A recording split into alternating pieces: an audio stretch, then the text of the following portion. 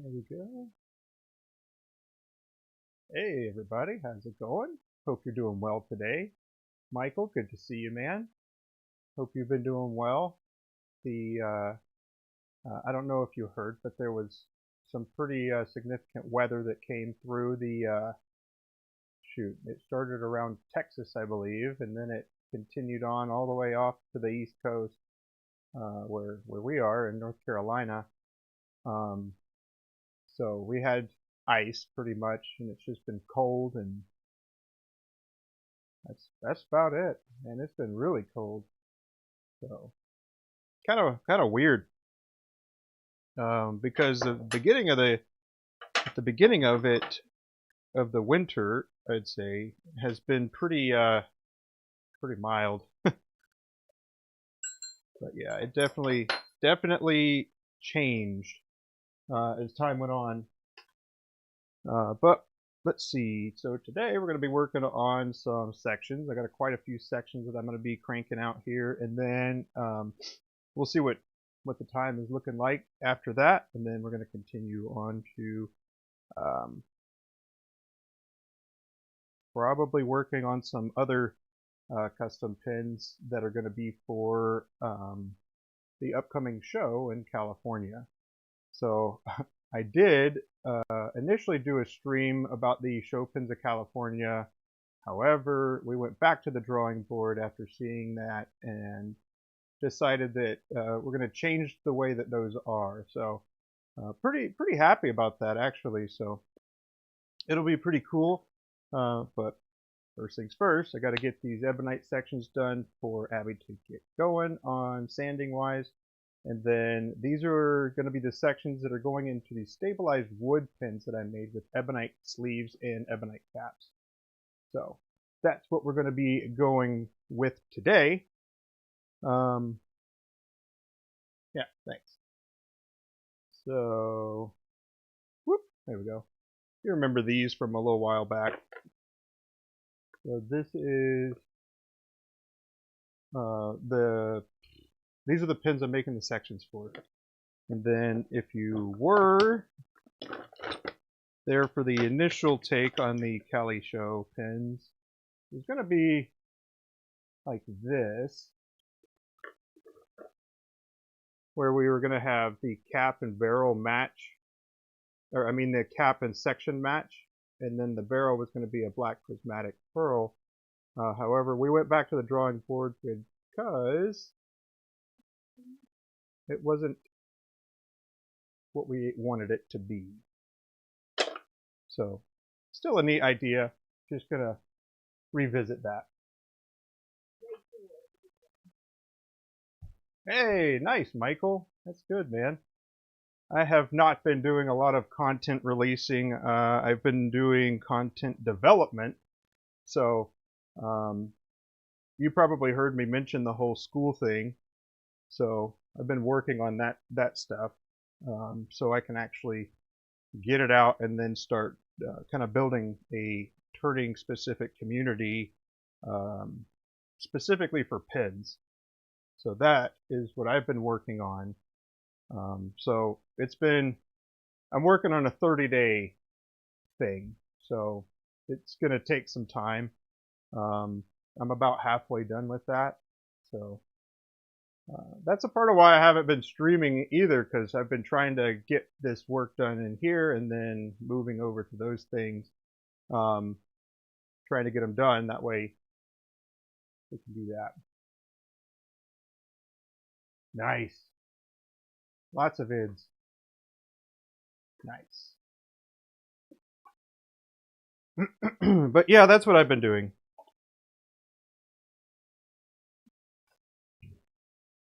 And you know, it's not until you start looking at the beginning things that you start realizing, wow, there are so many things that we have learned over the time, and different things that we've done and tried and tested and experimented with, and it's kind of crazy.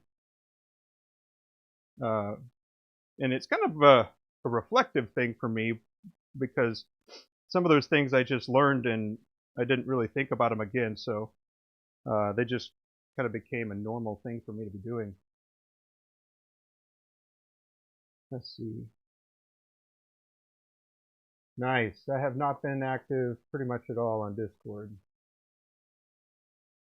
So hopefully that, well, it just is what it is. Just not super active on the Discord. It's not because I don't like it. It's just when I'm done in here, then I go in there and I'm working on something else, and then it's time to move on to the next thing.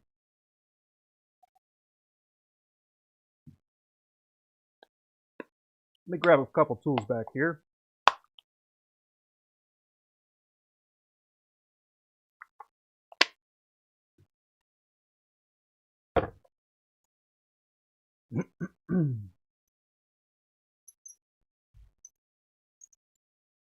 All right.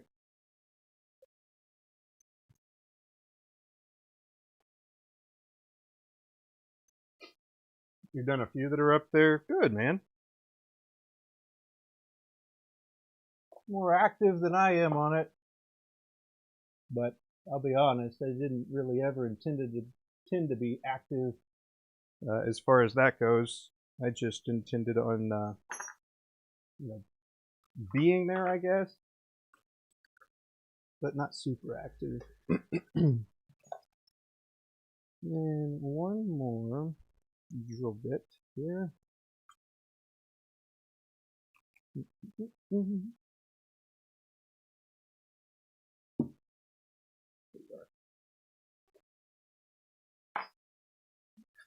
Let's see. What am I making? Great question. I am making a section for a bespoke pin.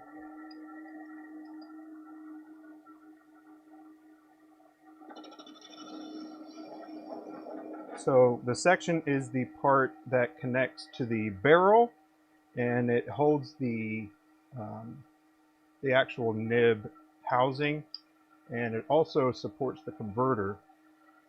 So it's one of the critical parts of making a pin actually work, but it is for a fountain pen.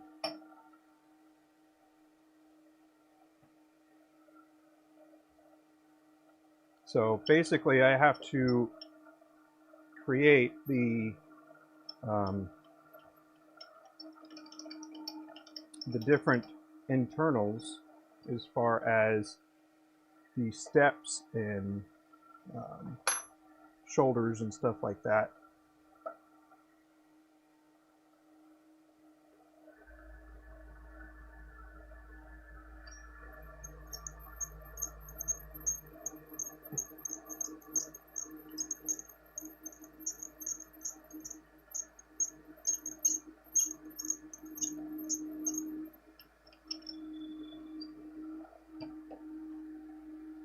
So, yeah. An example I could show you right quick of a section is this part here. Once I get it shaped and everything, and this is one of the nibs where the feed broke because it's one of my testers. But so the nib housing is in here. So I thread it for this part, and then it goes in like so, and then this part will connect to the barrel of the pin, and then this is also supported by the back of the section. But this is arguably one of the most complicated parts of it, so we're going to see it quite a few times. Well, you're going to see it quite a few times, but I'll also be here, so that's why I said we, you know. We're both going to be able to see it quite a few times.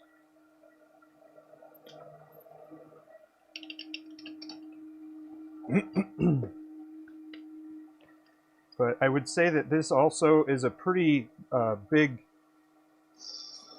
we'll say it's a variable even, because this is a pretty significant variable that can determine the overall aesthetic of your pen that you're making. So the size that I go for is 25 millimeter, on the grip part, and the reason is because it gives it enough room to support the converter, as well as it gives it enough room to thread into the barrel. You can go all the way down to, I think, 15 before you start running into different kinds of problems that'll need to be addressed differently.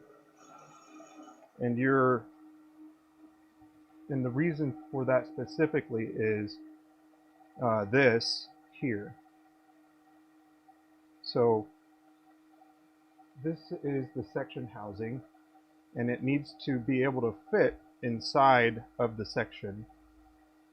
I suppose it could be flush or go even further past, but it won't have the same amount of support for the converter if it is that way.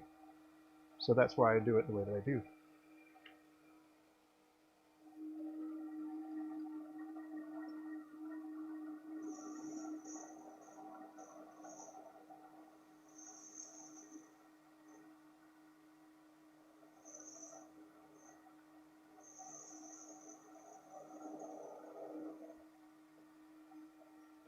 So this is called a tenon.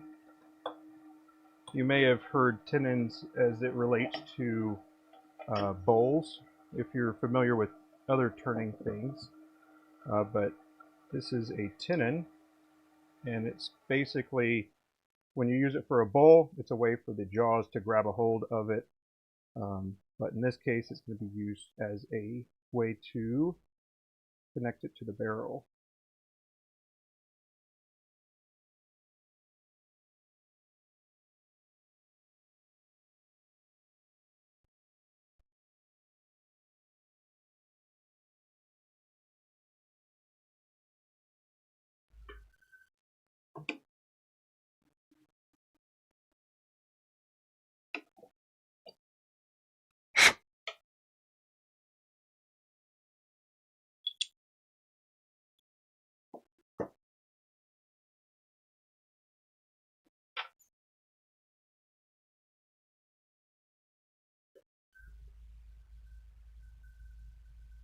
Just taking a look at the threads to make sure that they're not like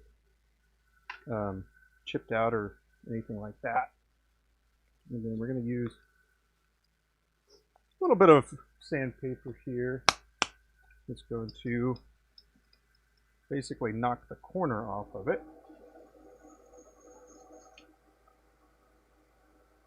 You don't want to have sharp edges. So this is kind of the attention to detail that I like to do. That really kind of makes the thing stand out a little differently.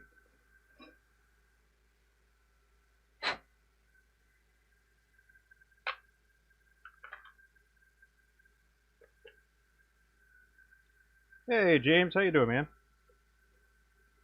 Good morning, good afternoon, good evening, whichever it is. It's Friday. Big plan for the weekend? Got a hot date? Anything like that?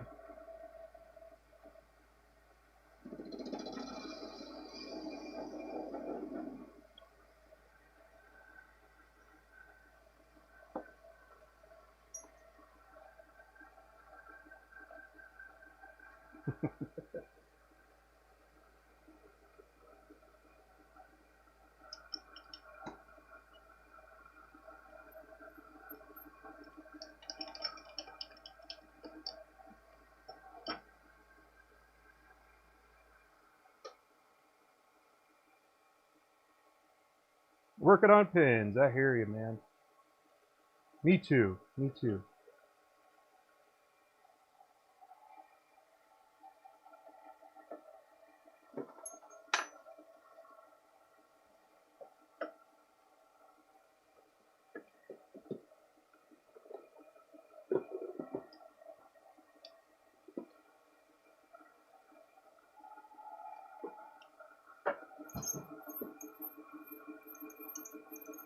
What kind of pins are you working on? And then are they just building inventory for the upcoming shows? Because that's kind of what I'm doing right now too.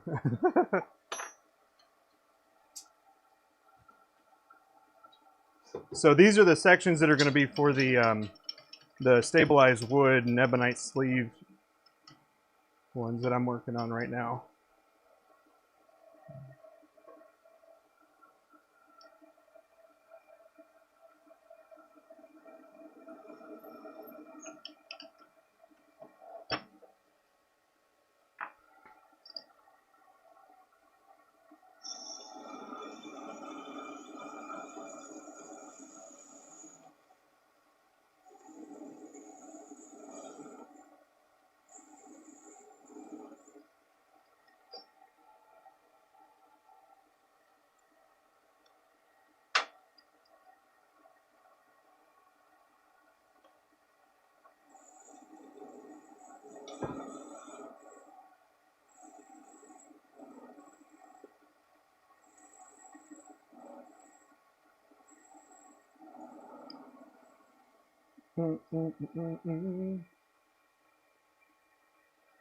Nice, Callie in for the.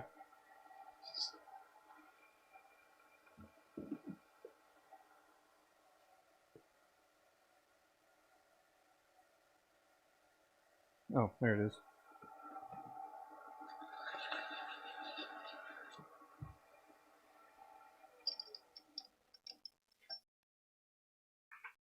Good, good, good. How many pins are you going to be bringing to Cali?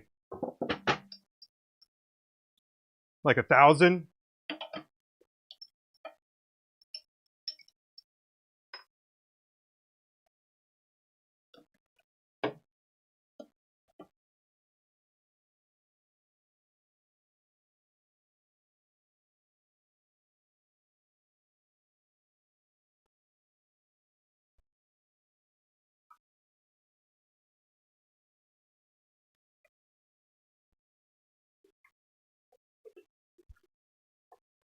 About 45? Nice, man.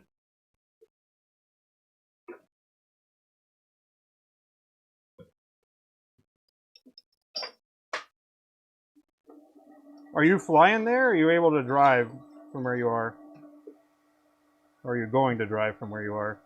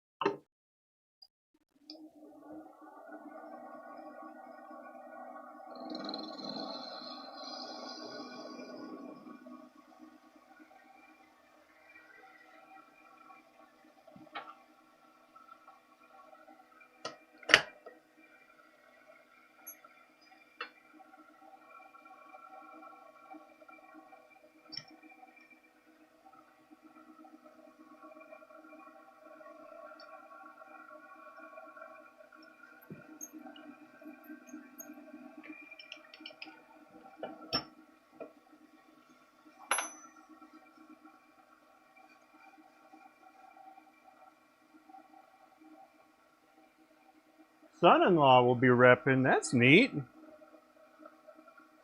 Does he have a different kind of business that's there right now, or does he also make pins, or?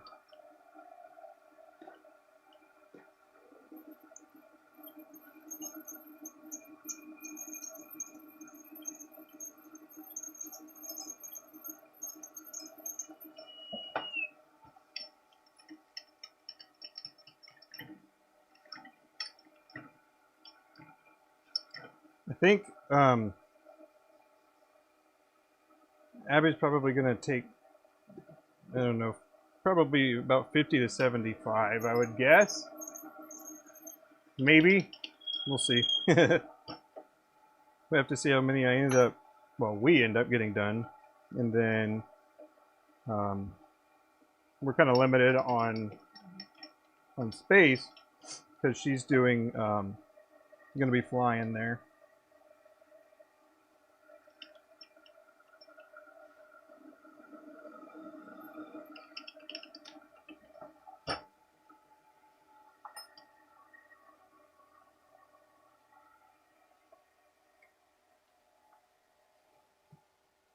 Ah, gotcha.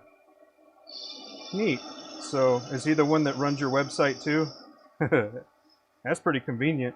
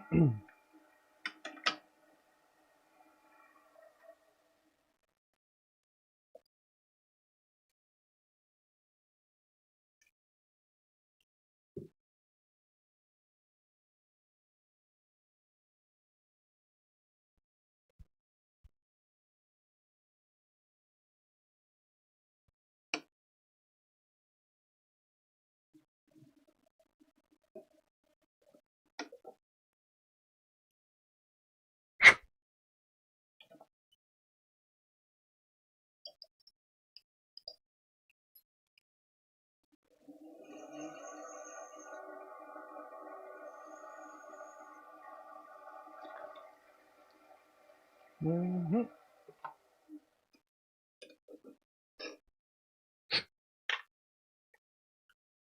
He does a lot of work on the site. That is convenient.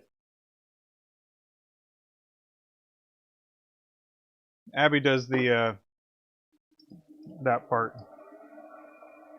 At least until I get some of the other stuff going, then I'll be doing that part. Um, but yeah, we kind of divide and conquer as far as the workload of different things go. Um, we kind of focus on what we're good at and want to be better at. So, in some things you don't really intend on getting better at, you just do because you're doing them. So, there is a little bit of that action happening as well.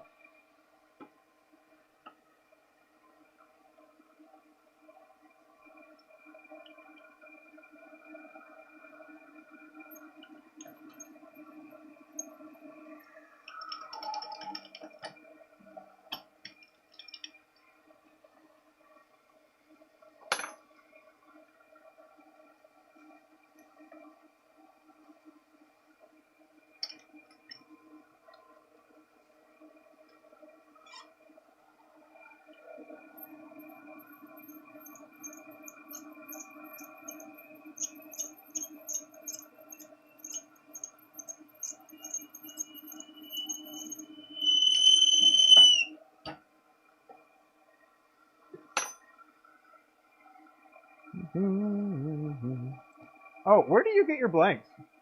What kind of blanks do you get, and where do you get them? Do you have a preference of what type of blanks you work with? I definitely do. I like working on Abby's blanks.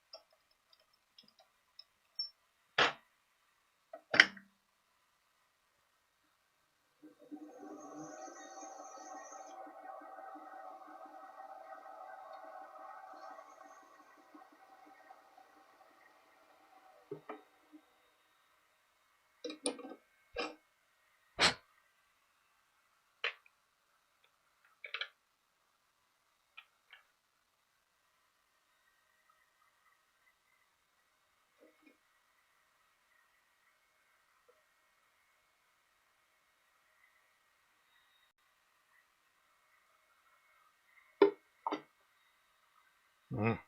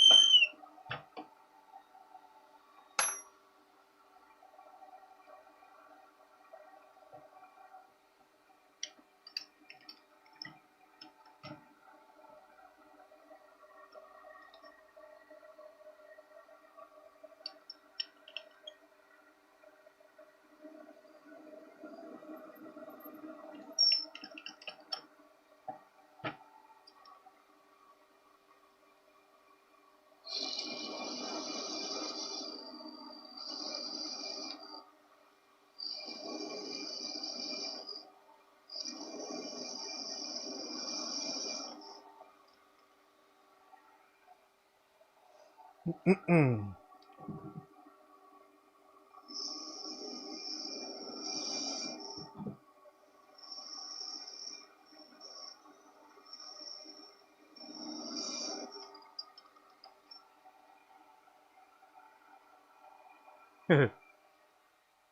Yeah, this is ebonite, if you don't know, and it has a little bit of a sulfur smell. Nico ebonite um, doesn't smell as bad as other ebonite that we have used. So this stuff is from Japan versus um, other ebonite that is from India.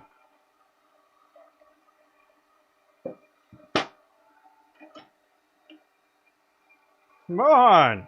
Hey, what's up, man? I meant to ask you already. I'm glad that you're here, actually. Um, are you sending something to California?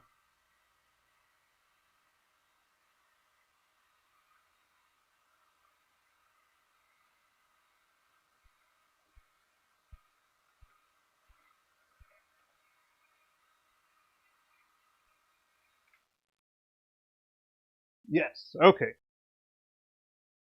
Awesome. Anyway, logistics out of the way. How you doing, man?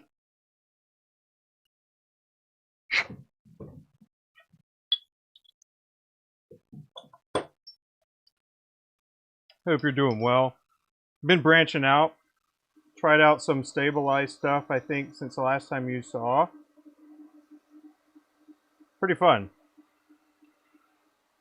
This is a ebonite section for those, actually.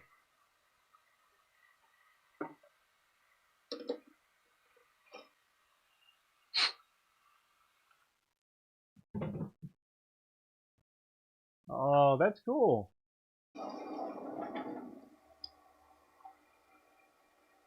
Ebonite's king of material. Man, I was looking at some of the different materials that were used.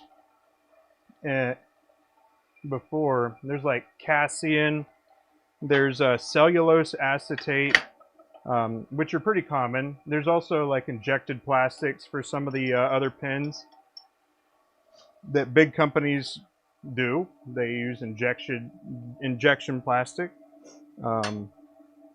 obviously wood. And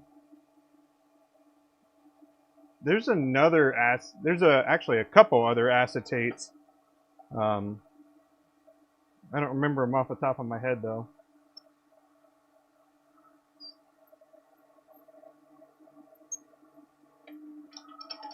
But I do like ebonite. It's just a little smelly. Well, when you're turning it, it's not so bad once it's all done.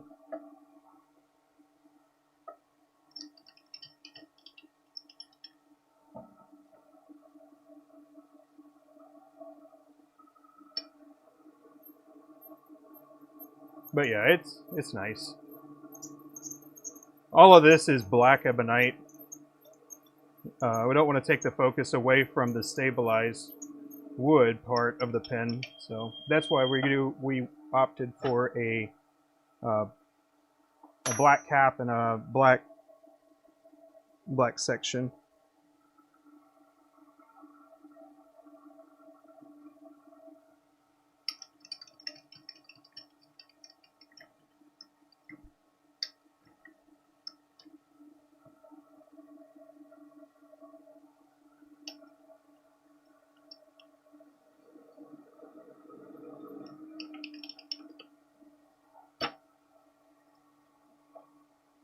But yeah, what's your favorite kind of ebonite?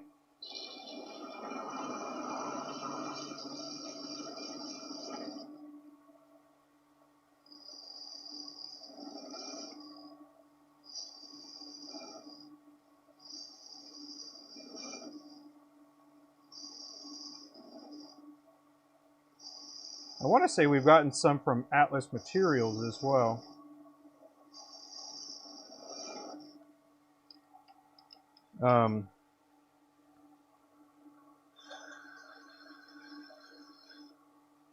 Yeah, I've got a lot of different colors, but they all end up relatively dark, but not all of them. Some of them do end up much brighter, especially if you get some of the custom ebonite from, let's see, the only person I know that makes custom ebonite is, well, aside from bigger companies like Nico,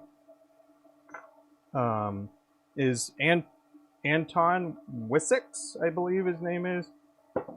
But he sells on Instagram, so you kind of got to keep an eye out, because if there's one that catches your eye, it's pretty pricey for one. But he does it. We've got one rod that I think was about $170 to get here. But the material, I think that's with a $45 thing as far as getting it to the States.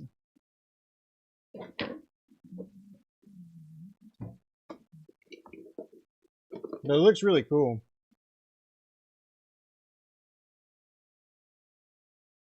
It looks like this. But yeah, all these little things, he kind of talks a little bit about it, how each of these little coils are basically like, you know, kind of balled up, I guess, rubber. Different colors, going for different patterns and stuff like that. And then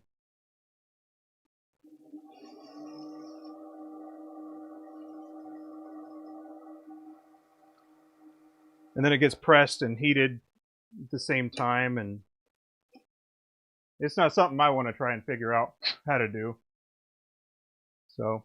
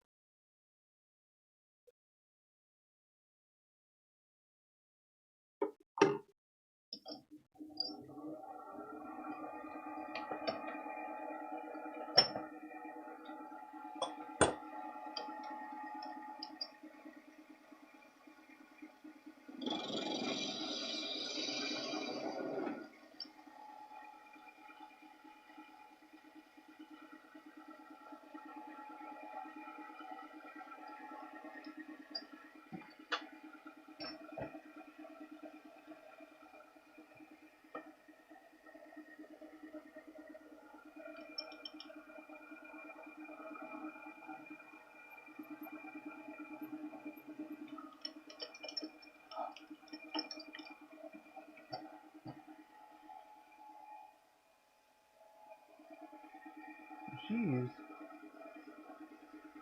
Huh.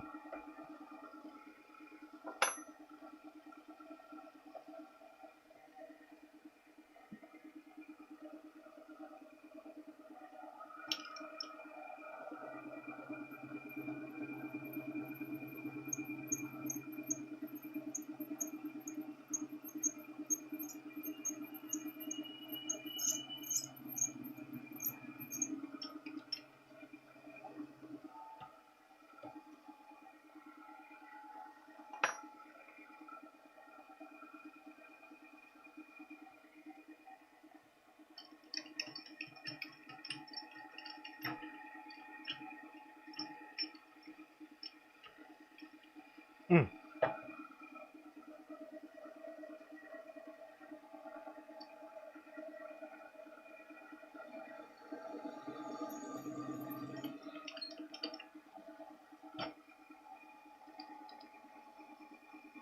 Sections, man.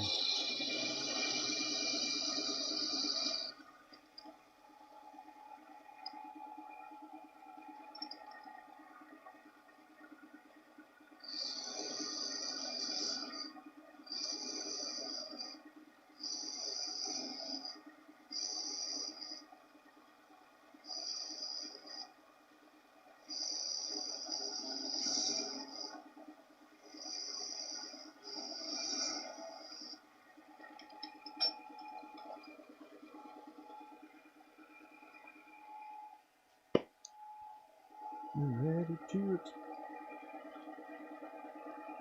And here we go.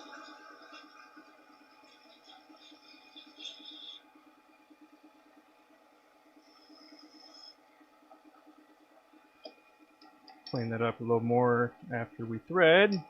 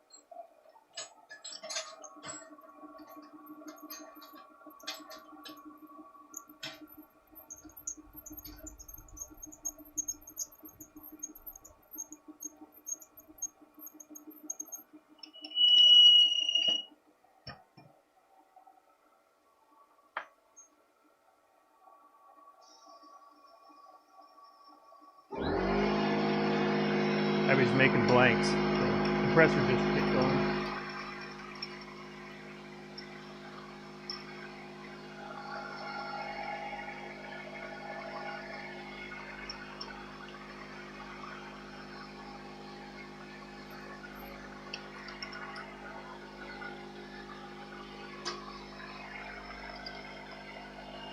I've had the heater going this morning for hours. My goodness, it's starting to get a little toasty. even though it's like 19 degrees outside. Alright, it's not that cold. Chilly outside. It's pretty toasty in here.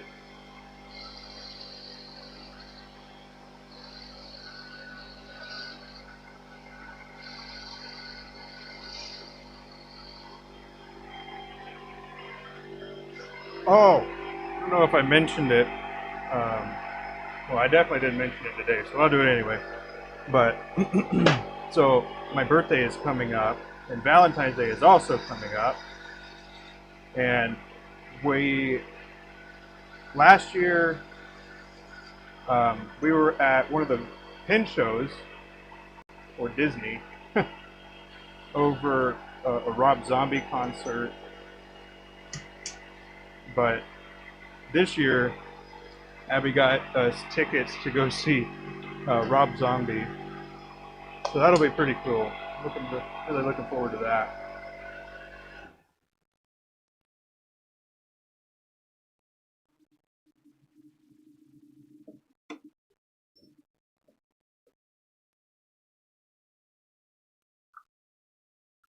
I think it'll be a pretty cool show. So Rob Zombie and Marilyn Manson and there's one other one. But yeah. Oh, it's the Hue, like letter HU. And they seem kind of like, they call them throat vocals, where he's like, oh, like that. And then, I know it's not everybody's taste in music. I don't know if it's mine either, but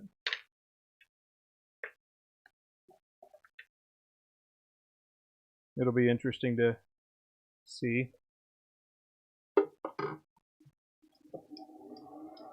All right, this is my second to last one. And then we will have made 10. Let's see. Takes like an hour to make 10, huh? And you're going hard.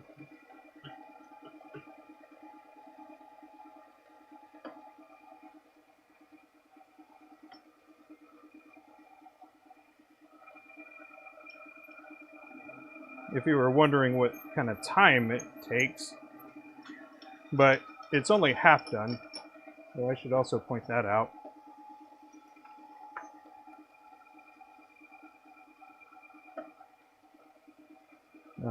Yeah.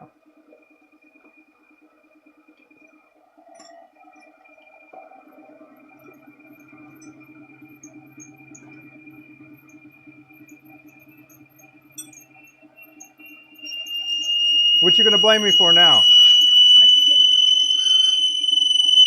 You found it?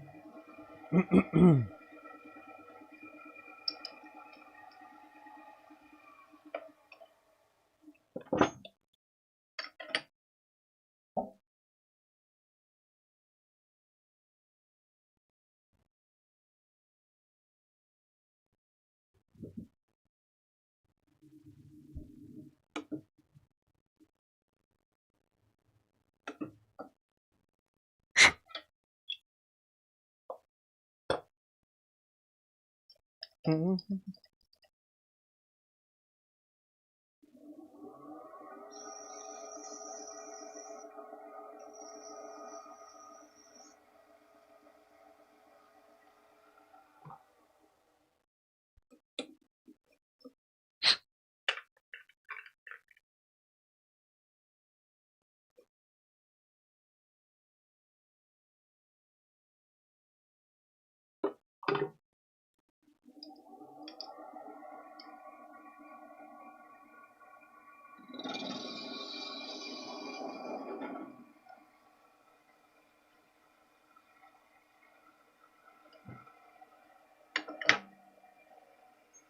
I will say this is why the keyless chuck is so nice.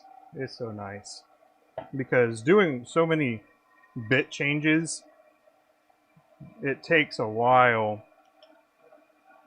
If you're using the keyed one, or you might be able to tighten up the keyed one tight enough, but this one locks better. So I would definitely consider getting a keyless if you do a lot of bit swapping. But if you don't, then I don't think it's necessarily worth it. But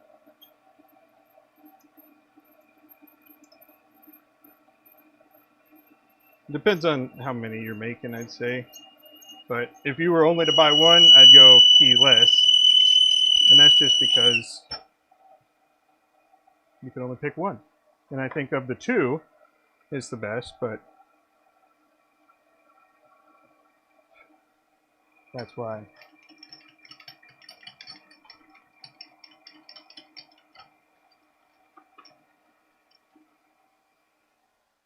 Just make it look easy.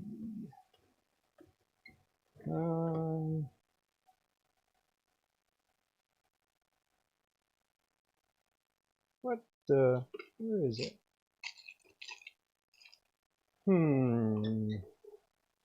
Where'd I put those?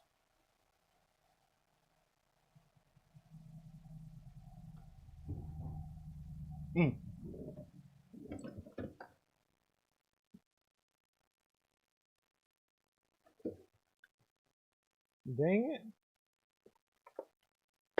And I'm gonna have to kick this fan on, I'm telling you. Abby wants it a sauna in here, and she's still got her sweatshirt on.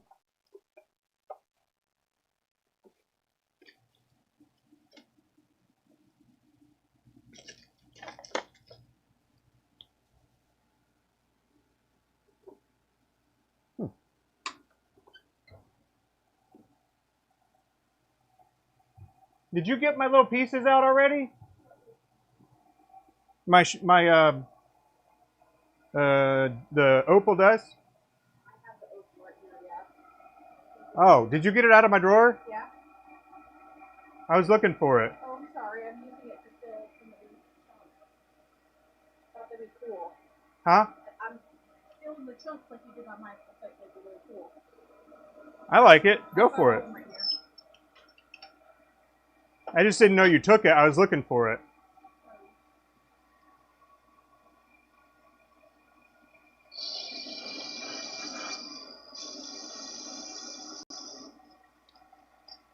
The kid going in the toolbox almost.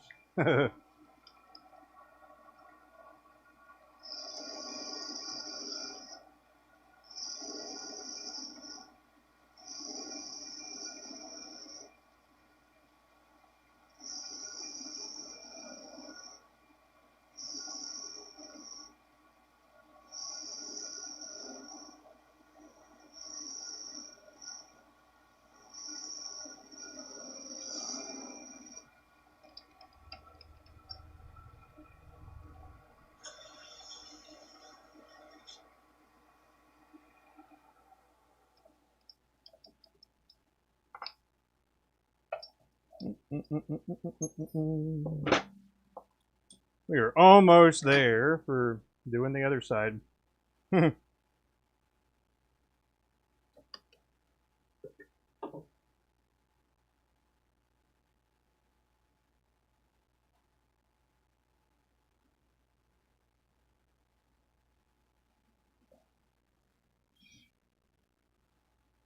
little bit of interference from the ebonite swarf on the bottom there.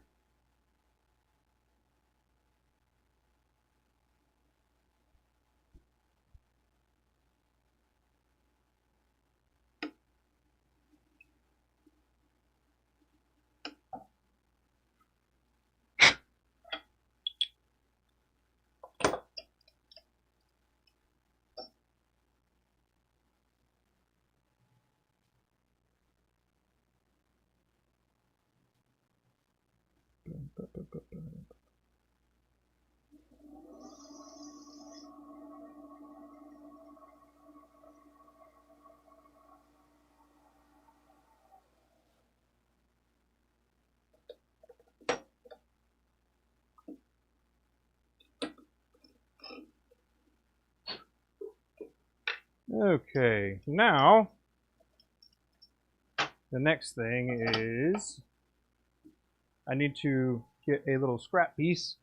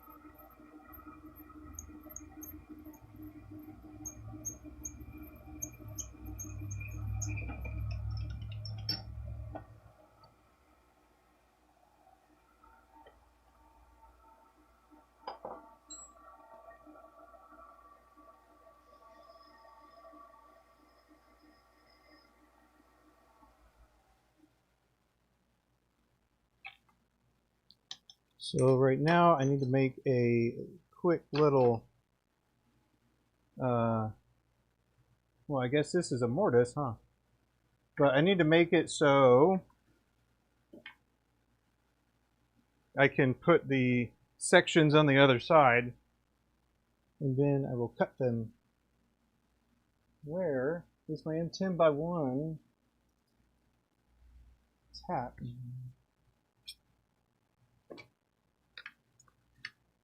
There it is. Somebody told me.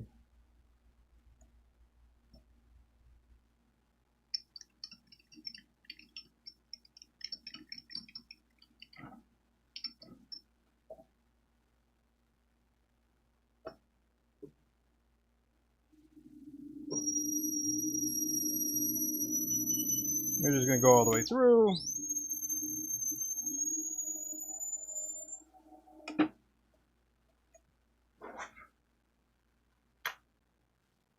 Because the back of the taps never get any action, you know? I want to give them some love.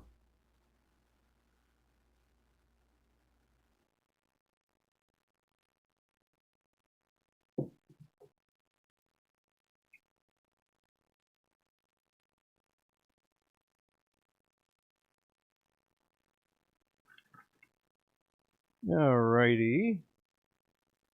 So at this point, we're just measuring the actual length of the section that we're going for. Ah.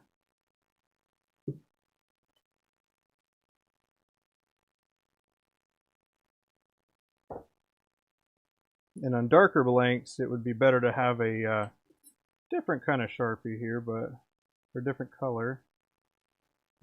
But we don't.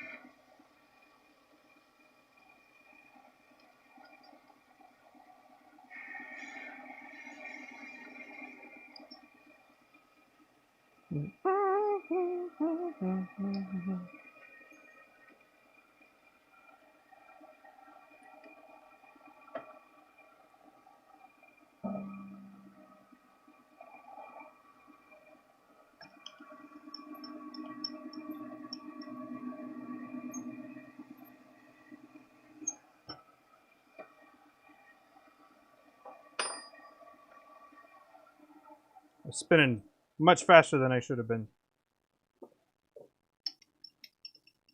Lawrence, what's up, man?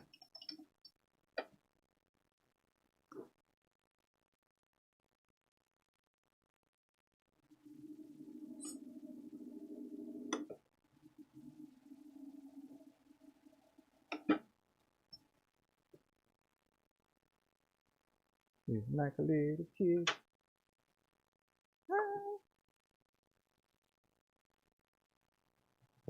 Okay, let's see what else. There it is. Gonna pop that bad boy, get it spinning. All right, where'd you put my sandpaper? Never mind, found it. Hey, Brian, what's up, man?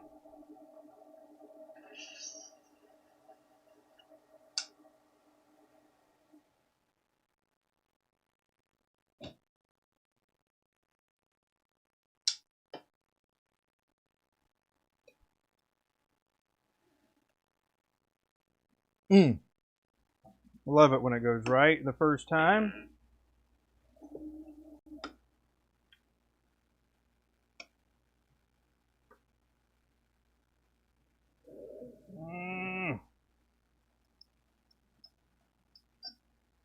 Yeah, yeah, yeah. Need a little more grip power here. There it goes.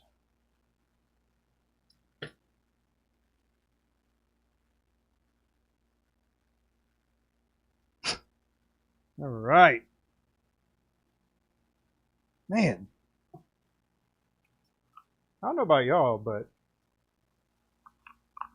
kids are dirty. Kids are just dirty. They go to school and they get sick and then they bring home the funk and they're like, come on, man.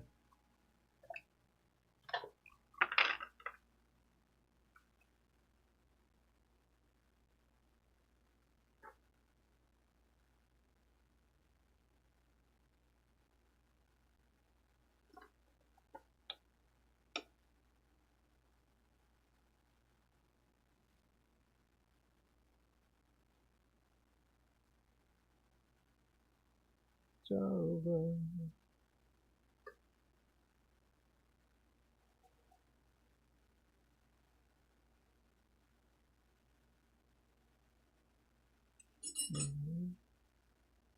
Hey, hold still now.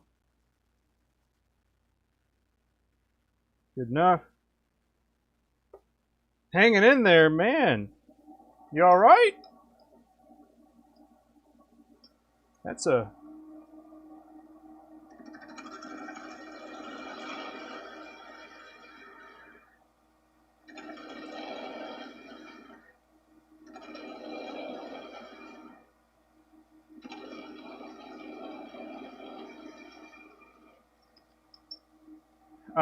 how are you affected by the weather, if at all?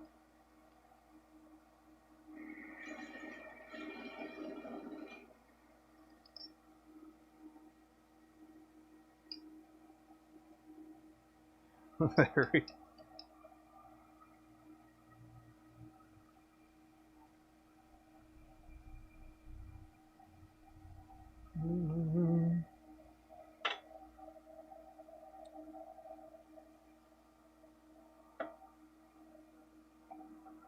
Mm.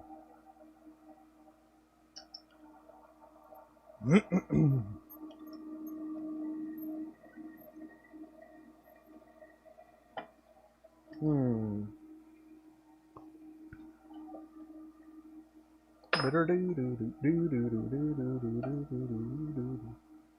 Yes.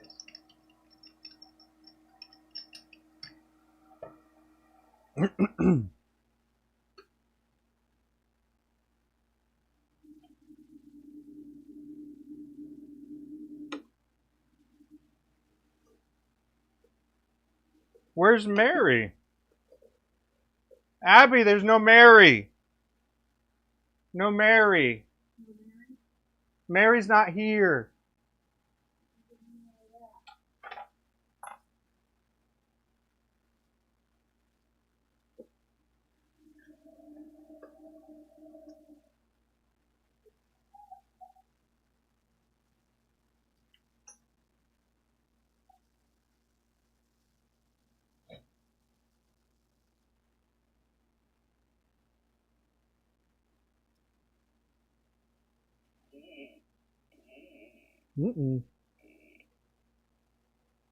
Went a tad too far.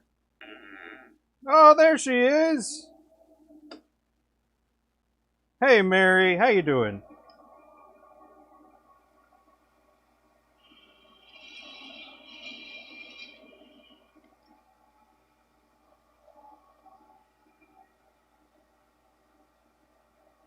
It is Friday. Suppose didn't get a bunch there. It froze here. Definitely a lot of cold weather. The coldest of the winter, I'd say. But yeah.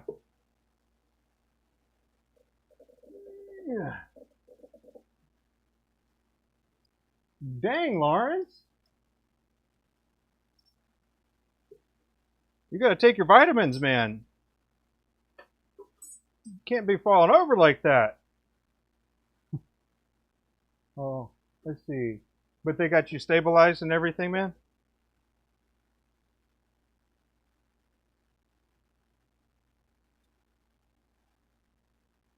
Hey, Marianne. How you doing?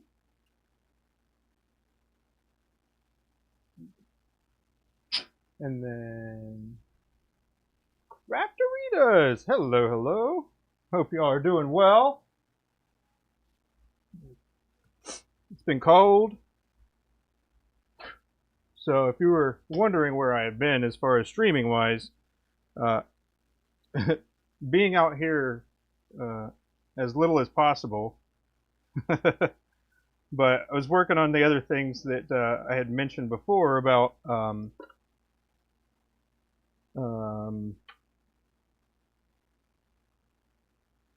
the turning stuff.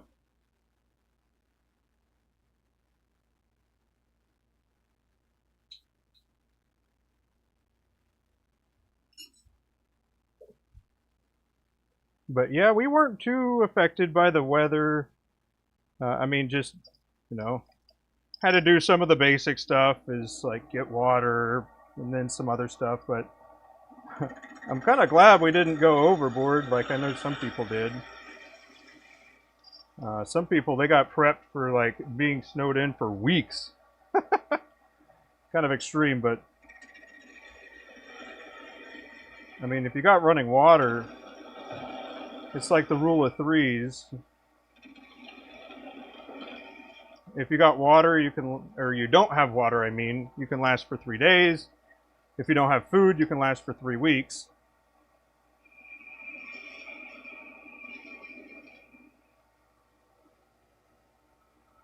I'm not saying it's ideal, but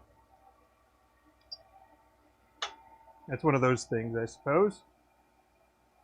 Warmer than us? I don't know. It's toasty in here right now, but yeah, as far as outside goes. Yeah, where's Abby, where's the thermometer thing?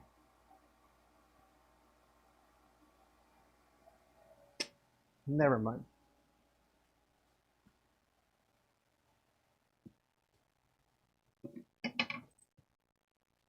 But yeah, Abby's got it like a sauna in here right now.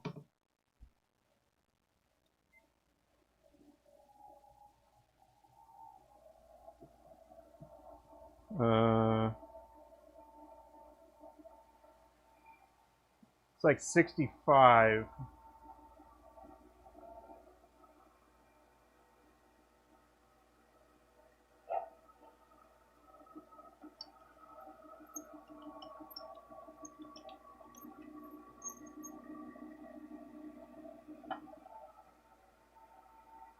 Oh, Crafteritas.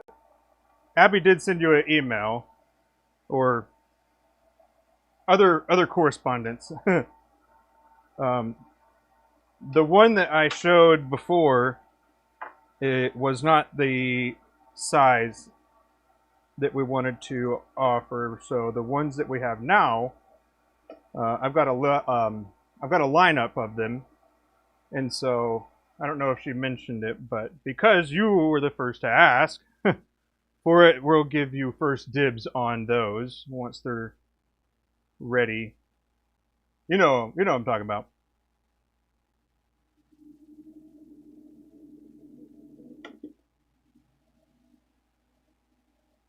Yes.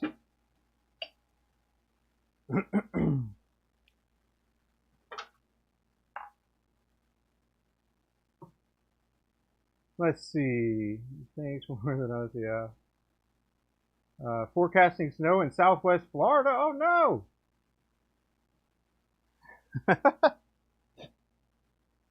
Well, I hope it doesn't, unless you want snow.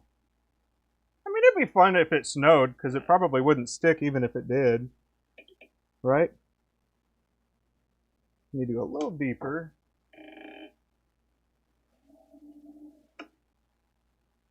Abby! Marion, say hey. Hi. She's over there working on some of the pins that are going to the California show.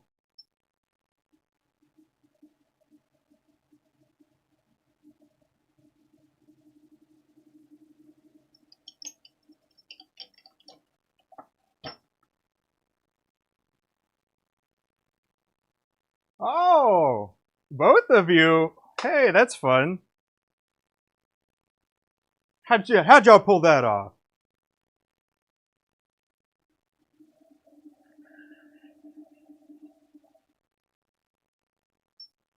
So we're going to see Rita and Marianne in Florida?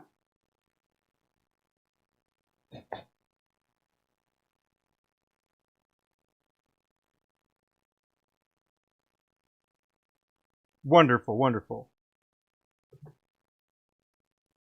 But yeah, you probably also noticed that I didn't leave that live up, and that was partially because I wanted to have some more available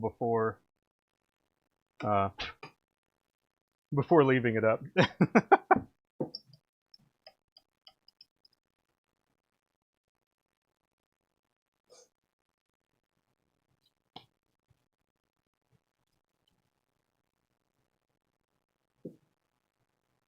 Oh man, we're gonna be 3 to 6 below this week in Burr.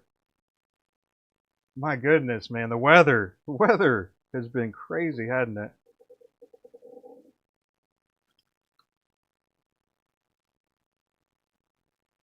It snowed back there in the 90, 91.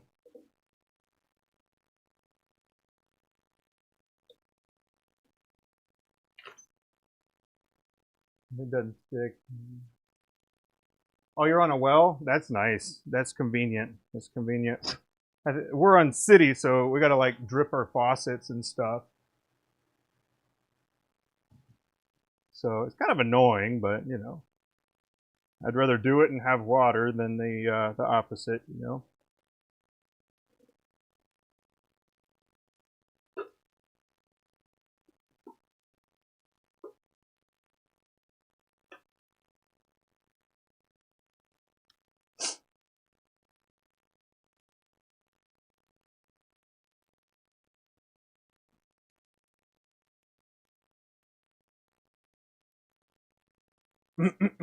But yeah, I would say that today's stream is not going to be super duper exciting, at least the beginning of it,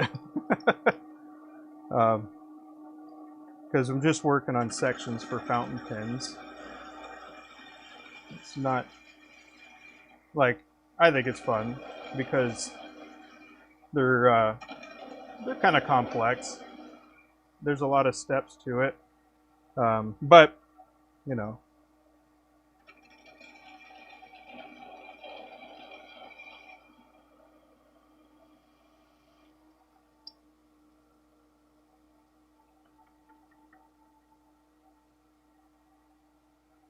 Let's see. Oh, y'all haven't met yet? Well, how do y'all know each other if that's the case, Rita?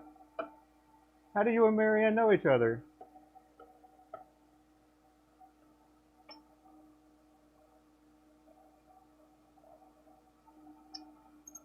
And y'all are gonna have fun, I think. If you like pens and stuff like that and stationery, and then just interfacing with other makers, creators, vintage distributor people, then you'll definitely have a good time.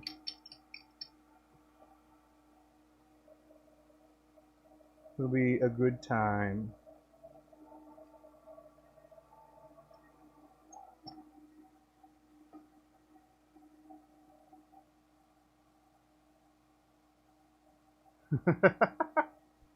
You did notice the live wasn't put up?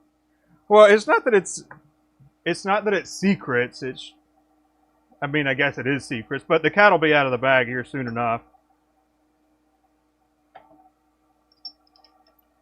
But yeah. It's a weird thing because on one hand I want people to know about it, but on the other hand it's like, well, do you necessarily need to know how I did it? So it was kind of one of those things, and it'll probably go back up after we release some. I've got a whole tray of them behind me that we'll do a release of.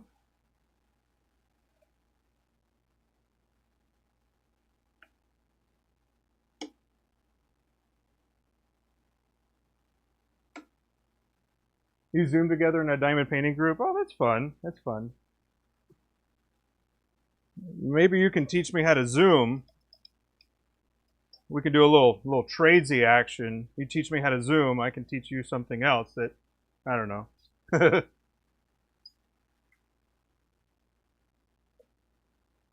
I used Zoom when I was going through real estate classes, and that's also when I learned that that is not what I want to do at all.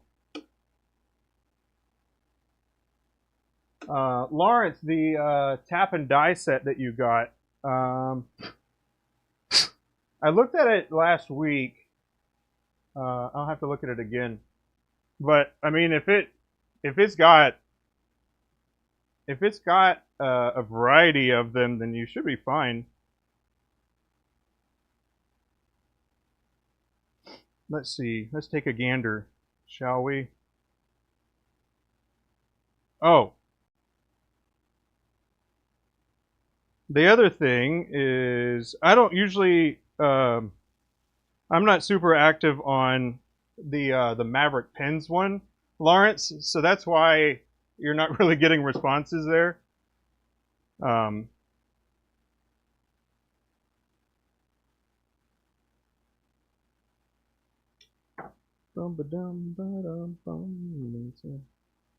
Hey, there you go.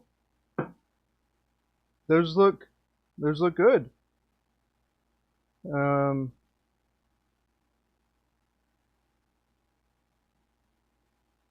Yeah.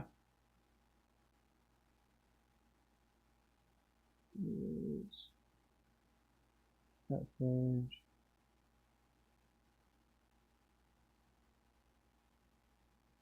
Yeah, you can do a lot of stuff with that, man.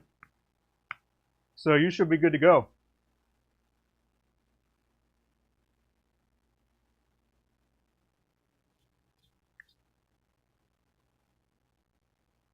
Hey, you use Zoom for work, so you're pretty good at it? That's good. That's good.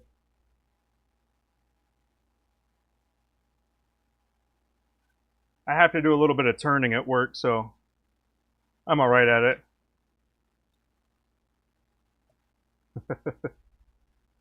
I try.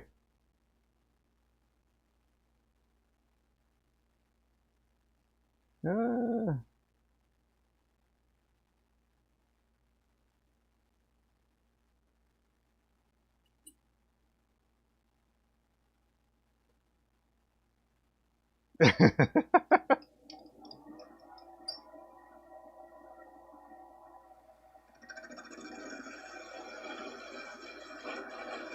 Well, a metal lathe is pretty simple.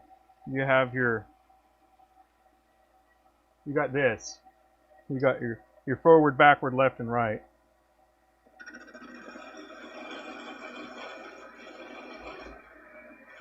As long as you get the cutting tip lined up, centered, and everything, should be good to cut most things that you'd want to.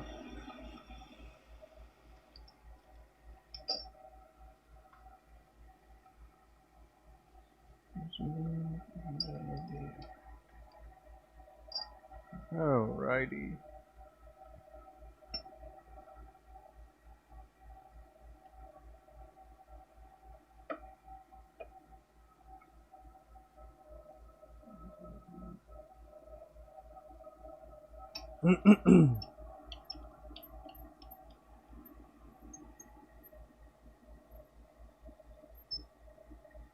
But yeah, I guess what specifically is it that you're wanting to figure out? Or you just want like a starting point and then kind of building up from there? Because the second thing that I said is what I'm building up. That's not correct.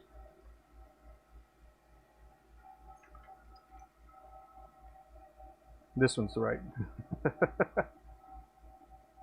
But Lawrence, as far as the tap and die set that you got, man, as long as you got a Morse taper too, well, yeah, you have that Harbor Freight lathe. So if you've got the Morse taper too, that holds the die, so you should be good to go.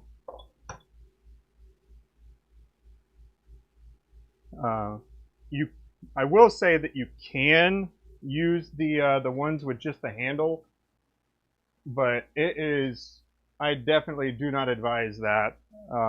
You're going to get it very crossed, and it won't line up correctly. But you can do it if you had to. Ooh, that looks nice.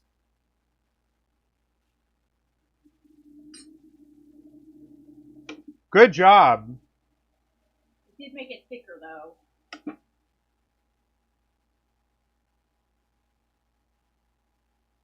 Well, that's not good. And I can make it flush. But it's not enough of a difference.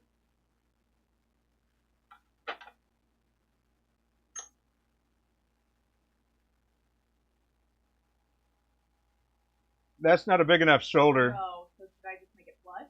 Try to make it flush? You sure? That'd probably be a better way to go.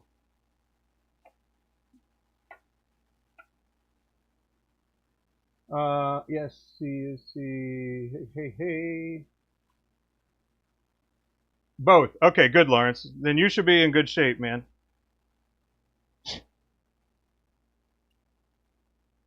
Oh.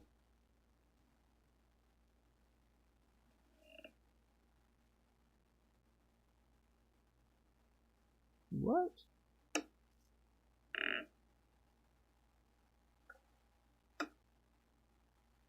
Did this not get cut as far as it needed to? Let's check.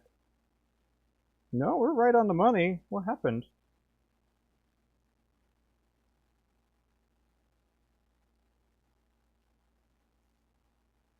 You're a novice, you know very little. You got your grizzly lathe in December? Hey, that's awesome.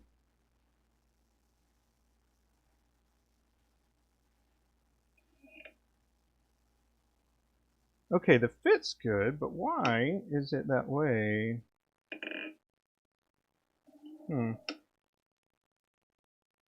Weird.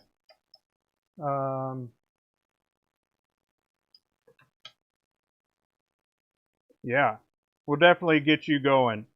So,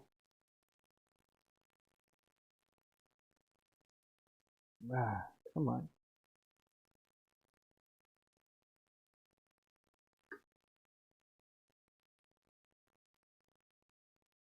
There we go.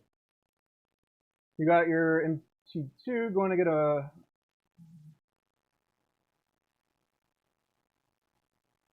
if you have jaws, you don't really need a collet. I mean, you can absolutely use a collet, but if you have the regular jaws, that's a good starting point to see if it's something that you actually want to do. So, I mean, the setup, as far as getting into kit-less pin making, I, you know, I want people to be able to do it if they want to, but one of the things about it is it can be expensive if you're looking at the setup that I'm at. It's expensive. Like the taps and dies that I use, just one set tap and die is about $280 to $350, depending on if you get a group buy or something. And that's one tap and one die. So it's expensive if you're doing it with the triple lead, because those are custom made tooling for pins.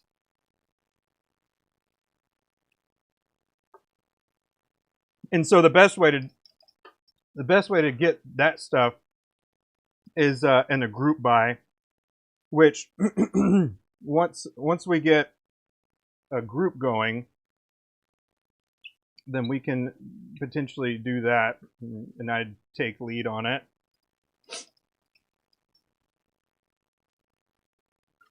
That way we can get it for peeps that want it.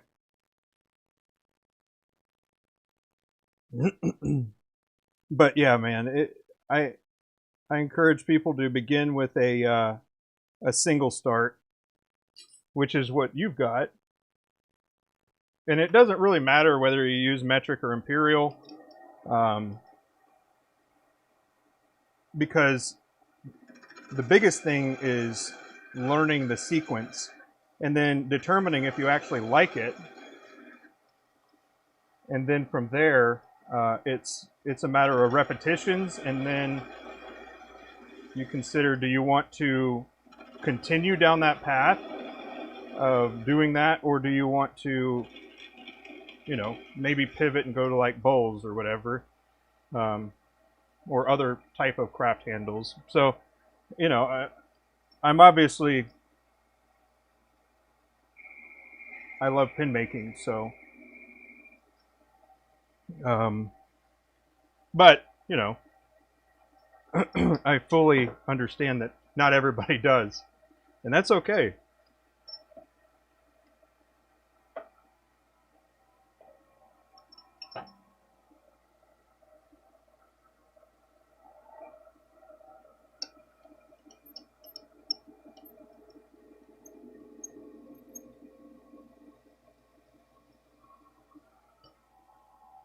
$4. You only have one lathe. I don't even have, well, I guess I do, but I've got 3 lathes. Well, I guess 4. I do have 4. But keyless, I'd go keyless. If you only got one, I'd go keyless, which is this one here, or like this one. You don't have to get this one, but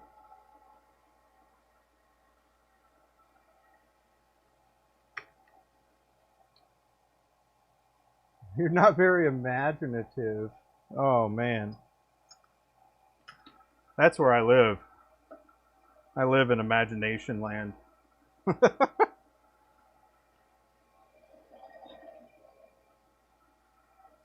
I've got a lot of notebooks and stuff like that with just different types and variations of things and different ways to go about doing different things.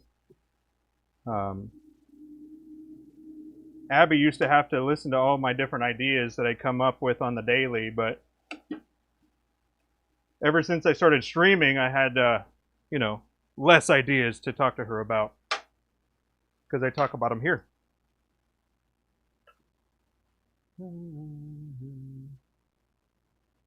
Yeah, I know. They do. I think they do it once a year, James. And I did get a set when that happened. but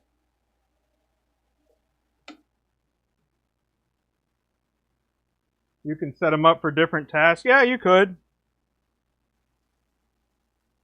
You could definitely do that.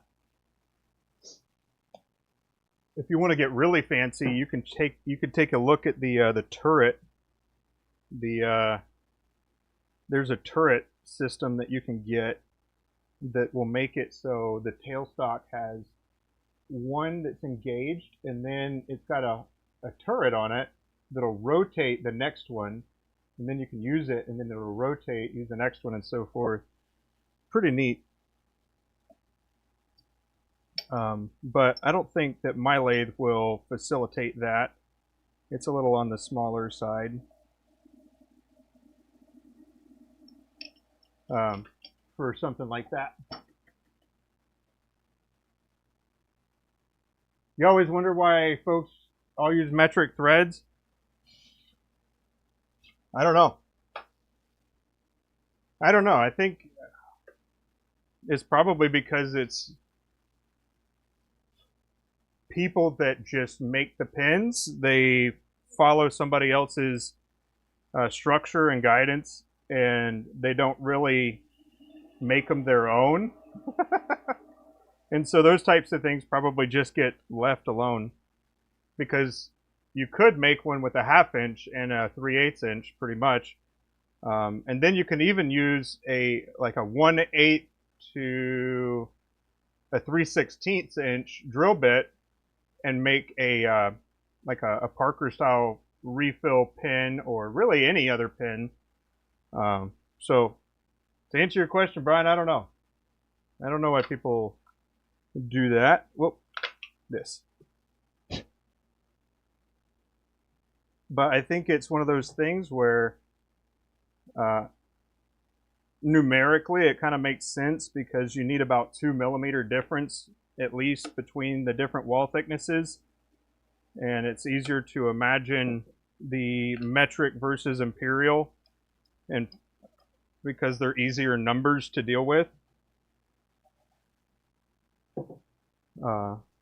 So this is a M10 by 1, and then the cap to barrel one is the M13, and so I know that the cap of my pin is about 15 and a half. So I just kind of stair step like that.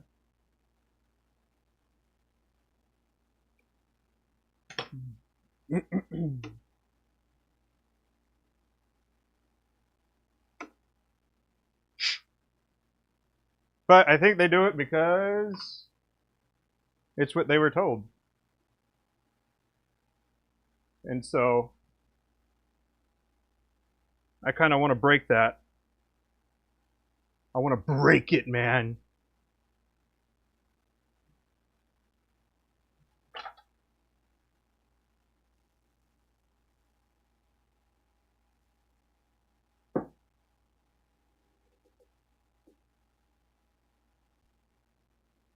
But I can, in my mind, it doesn't make other pin makers that have been around for a while happy. So it's one of those things that I kind of keep in mind. That's another reason why I try to keep my head down. Typically, I don't look at other makers and what they're doing. So I don't step on their toes or anything like that. And if I do, it you know, is more of an accident than deliberate.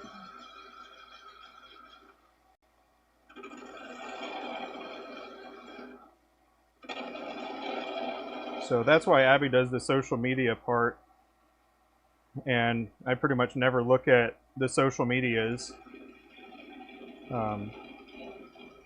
That's also why I don't really watch Reese's Pieces too there, Lawrence. I know that he does good work, but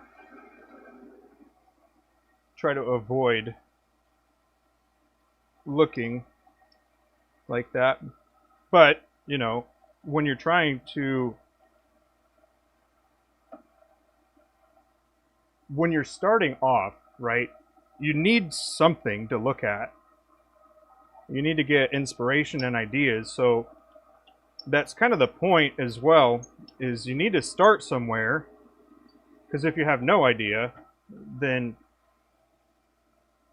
that's how you get the idea.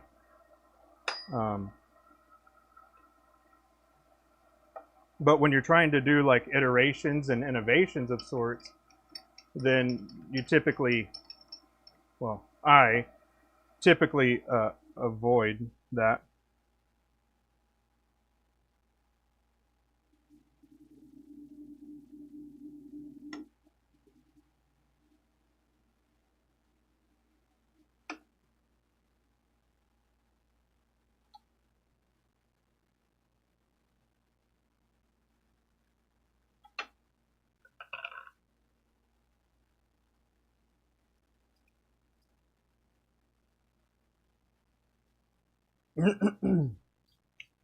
Let's see, Lawrence, you only got that wood lathe. You have a second wood lathe that was given, has a lot of rust on it,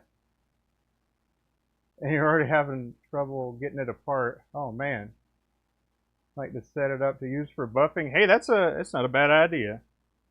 Not a bad idea.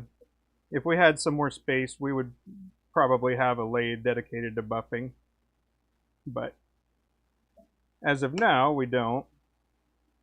Everything that has a footprint in here has got to earn its spot.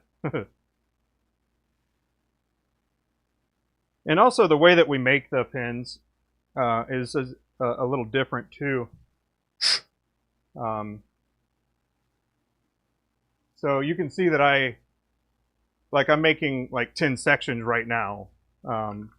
And so we wouldn't need to do, I set up the lathe for the individual projects pretty much.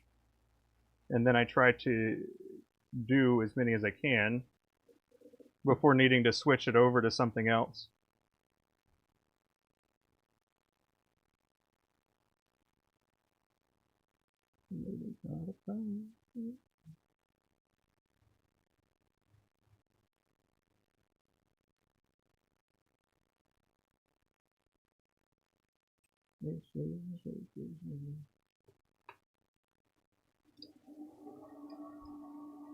Trying to do a rollerball first, Lawrence? That's good, man.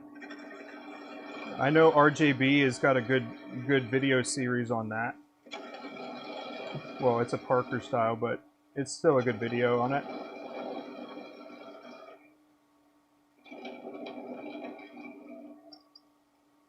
Bob. Oh, Bob. He's been more active lately too, huh? I guess that is one of the pin makers that I would watch, because it's not the same. I don't make kits very much or very often. So unless I just get a wild hair, I suppose. Your first pin was a slimline? That's pretty standard. Pretty standard. There's a couple ways that you can do a slimline pin if you didn't know. You can do a single barrel slimline pin, and you can also do a regular, like the instructions are. But I think that the single barrel is pretty interesting. I'll show you here in just a second. I've got one that I made and keep out here for this very purpose. But you use the same brass tubes and all the components except for the center band.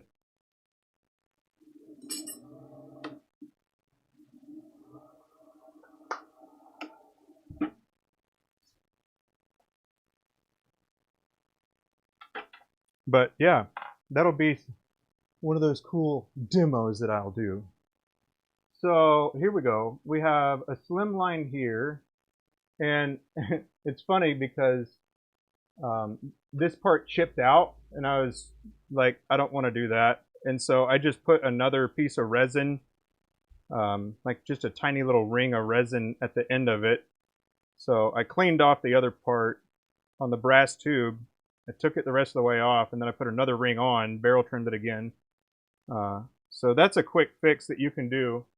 But this is probably one of my favorite slim lines, and I kind of hate that I did that, but it is what it is. But this is a modified slimline pin. So basically, it's got the same internals, but the part down here is where it turns. So you engage it down here, and the way that it looks on the inside. Let's see if I can get it apart. There we go. So it's a little weird when you're putting this one together, because you're just pressing the brass tube into here, and then you're pressing the transmission into the base or the back of the brass tube there, and then you're making sure that the refill fits right. But before you put it all together, you're definitely going to want to keep this out, because you need to use it. The other brass tube is inside, but it's on the back side, so it's basically right here. That way you can put the back end into it as a clip and have the clip. Woo, excuse me. But yeah, then it just presses in, because this part here fits into the brass tube. It fits snugly in that, so that's how it engages. But yeah, boom.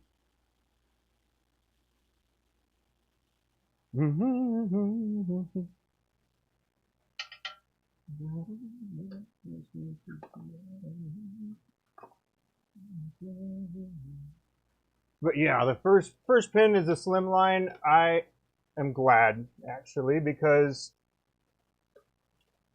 you know, I think the slim lines are the best places to begin because of their cost.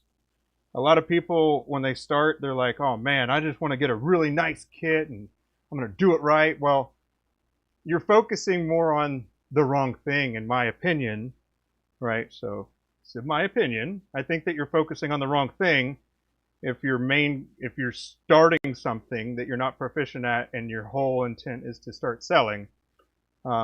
I think that you're missing a lot of the stuff, because you only get to make your first impression once. And so having a good understanding of what it is that you're doing, in my opinion, is extremely important.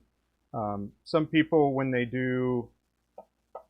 make a fountain pen, they're like, what kind of fountain pen is this? Or where can I get ink refills? Or where can I get...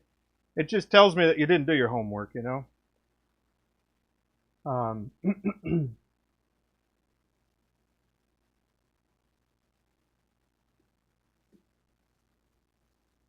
And that doesn't mean that they're a bad pen maker or anything, or a bad person for that matter. I just think that they're a not prepared person. And so I think a part of that goes along with me, and one of my personal things, I guess, that I deal with is I almost feel like I need to be an expert on all aspects of it before I can actually share something with somebody. Sometimes it feels weird.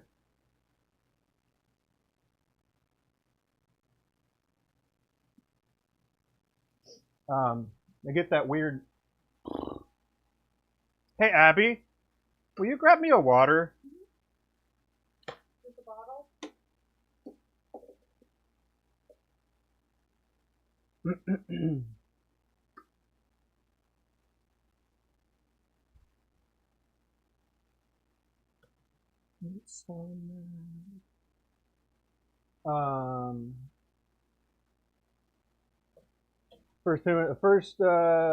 Sorry, getting caught up. First pins.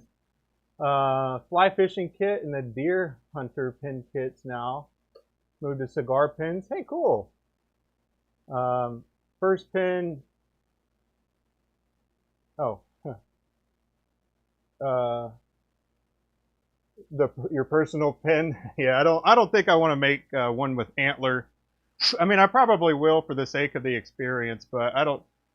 I don't think I want to do that. Like in any sort of volume.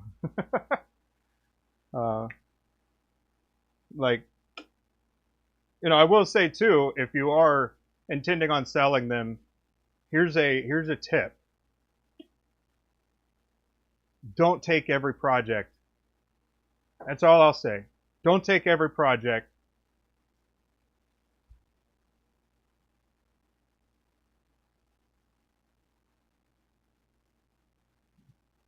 And yeah, that's about it. Obviously, you do what you want, but I would just advise to not take everything.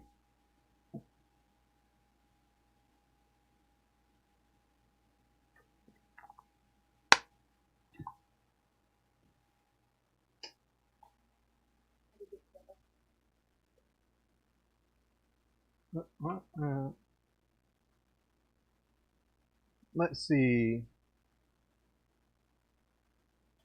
Just make sure you have a good respirator for antler. Yeah. If I was kicking up more dust with the ebonite, I probably should wear a respirator, but I'll have my dust collection over there. Let's see.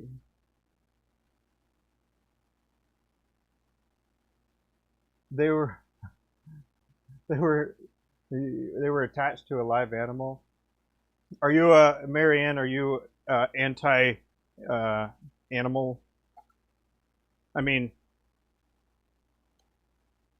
I don't know. I'll go ahead and say my thought on it, but some animals.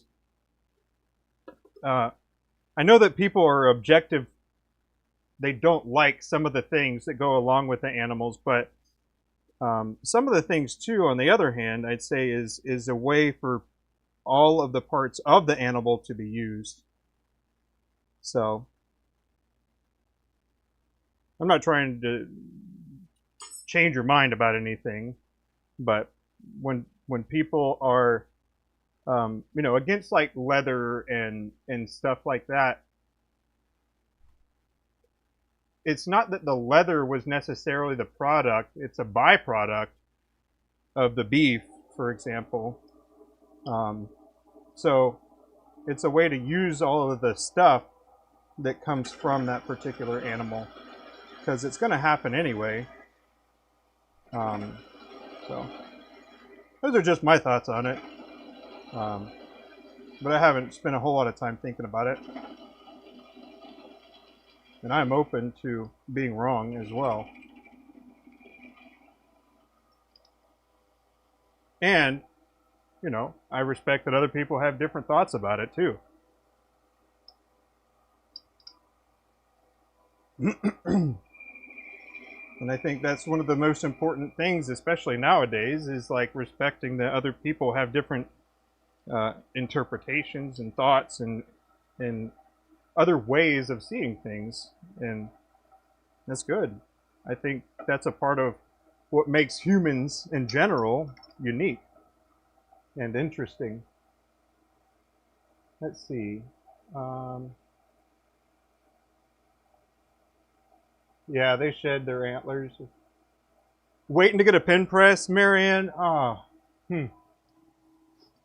yeah, well, I have one that I don't use that I think once I get, I know, I say it over and over again, but once I finally get that whole thing set up and get the community set, then I will likely start giving away things that I don't use or different things that I try and I like, and I want to be able to give away stuff too there. So that'll be another one of the aspects of being or having that.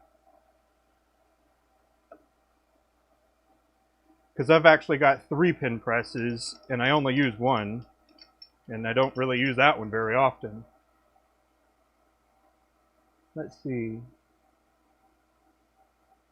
You won't be selling until you have stock built up? Yeah.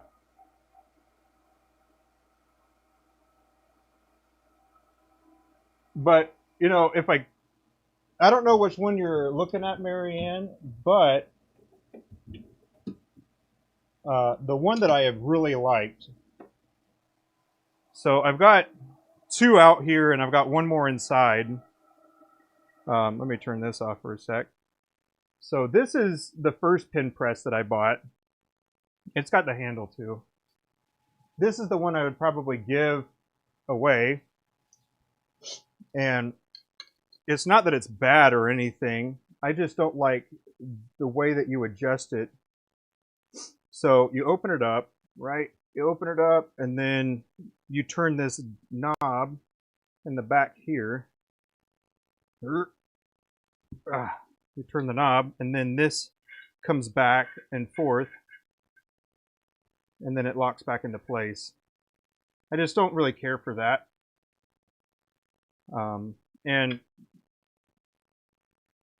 But it works, you know, it works.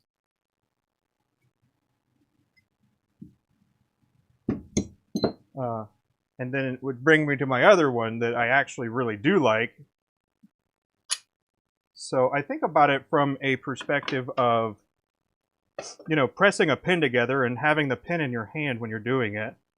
So this one just opens up and then these little blockers move, and then this is spring loaded. So basically you grab the nose cone of the pin here. Let me grab a pin. There we go. So for this one, you'll grab the nose cone of the pin and it goes into this little recess there. So that'll go in, and then you can adjust it by just flicking this blocker, and then you can press it. So I think it's one of my favorites. Recommend that style if you're looking at a pin press. And I don't think it's very expensive, but one of my favorites. I have another one inside that has a like a little shift thing that makes it move back and forth. And it looks nicer, however, I don't particularly like the function as much as I do the other one. But it was probably more expensive if I had to guess.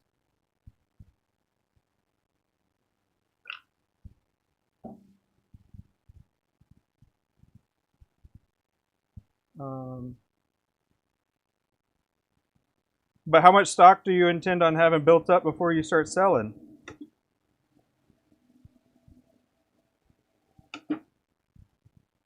When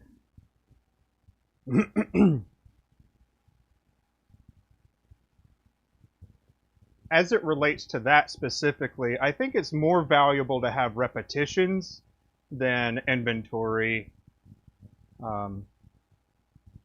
Because when I started, we only listed 5 pins.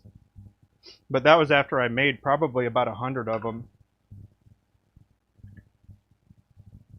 Like, I was comfortable turning, and then I got to a point where I had, you know, 5 that were some of the best that I had made so far. And those were the ones that ended up on my website the first go. And yeah. So 5 is how many I had to start. So it's not so much about volume.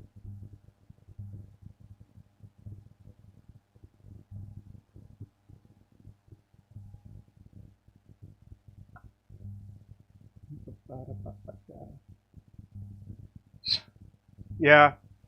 I haven't been hunting. Animal hunting.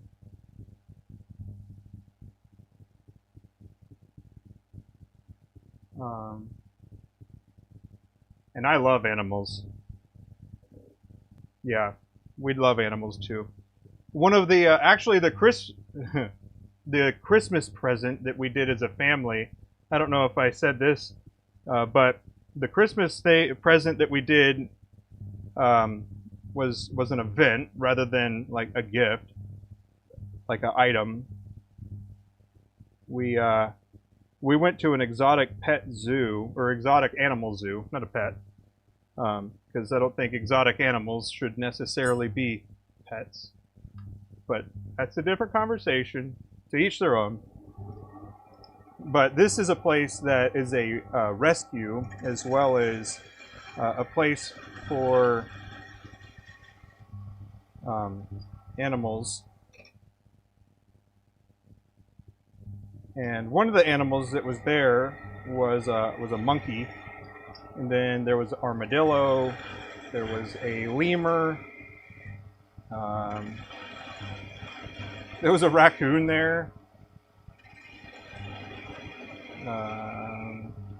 capybaras. Man, capybaras. If you have not touched a capybara before, their hair is so wiry. It felt like you were petting a Brillo pad. It was weird. But yeah, we love animals at my house too. And we also, like even bugs for that matter, this is going to probably sound a little weird, but we do, for the most part, save bugs.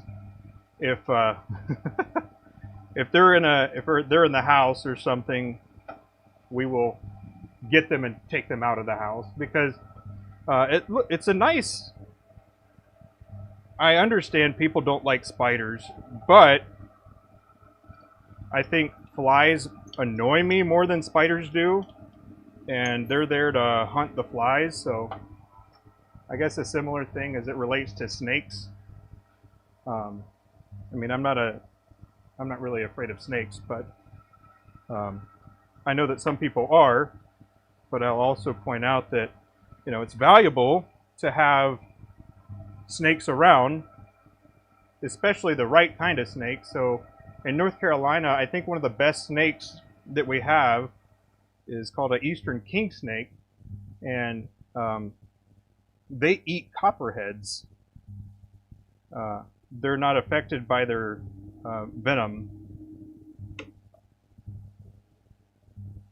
which is pretty cool. And also, the eastern kings are non-venomous, which is also pretty cool. They're just a constrictor. Sorry, Rockler has one for less than 50. I'm not sure what that one looks, but yeah, the one that I have is a Miles Craft. I don't know how much it costs, but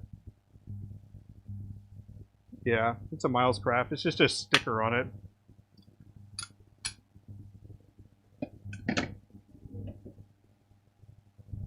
But yeah, I've got more pin presses than I need, that's for sure.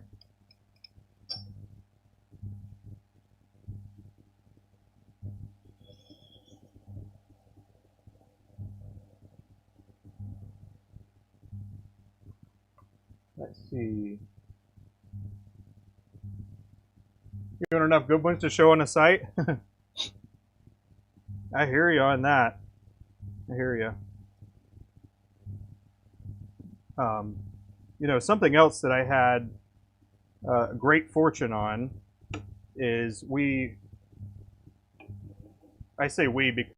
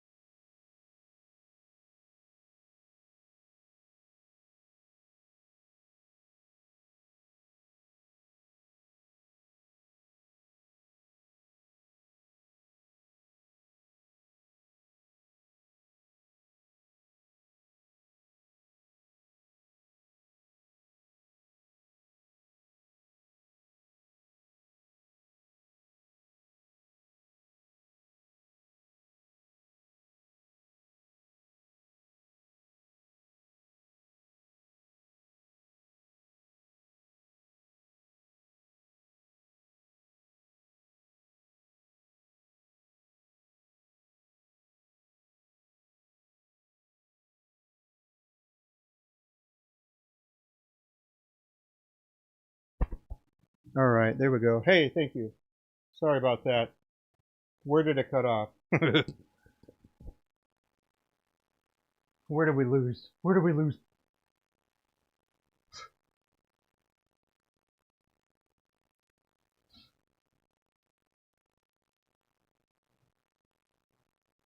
I was talking about bees and how there's a beekeeper place here that you can go and learn how to do some beekeeping, which is pretty neat, I think.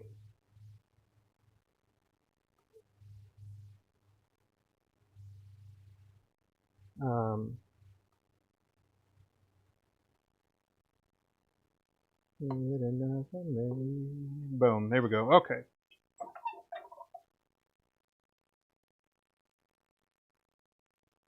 Okay, let me make sure. Anyone? Oh, call me on my phone. Hey, look at that, dang. That's pretty darn good, man. All right, let me pivot this little guy.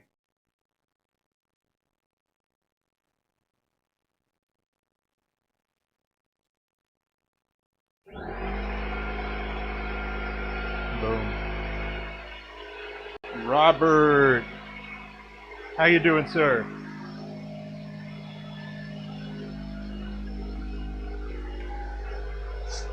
Alrighty. The compressor kicked on. The view looks good, huh? That's good. Happy with that.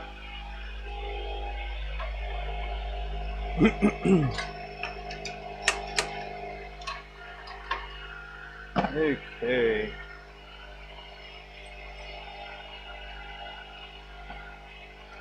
Switching over to the wood lathe now. What? No sound. It looks like it's going. Am I crazy? Uh-oh.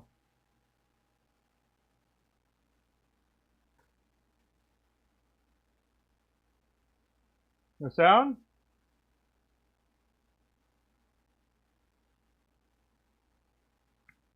Let me do something right quick.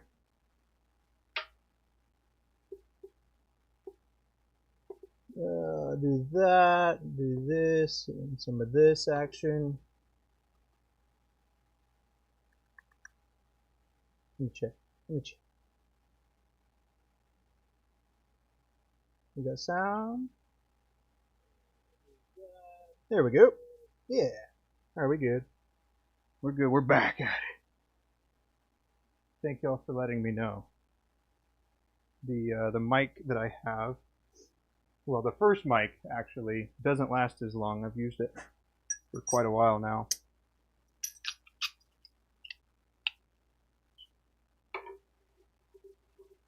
If you don't know, this is called a collet chuck, and these here are collets. They come in a variety of sizes, and then the way that they work is there's a channel in here that clamps down when you tighten it. So I can show you right quick. So I'll show you that, and then this right quick. So this is tapered inside, and it's like this. So there we go.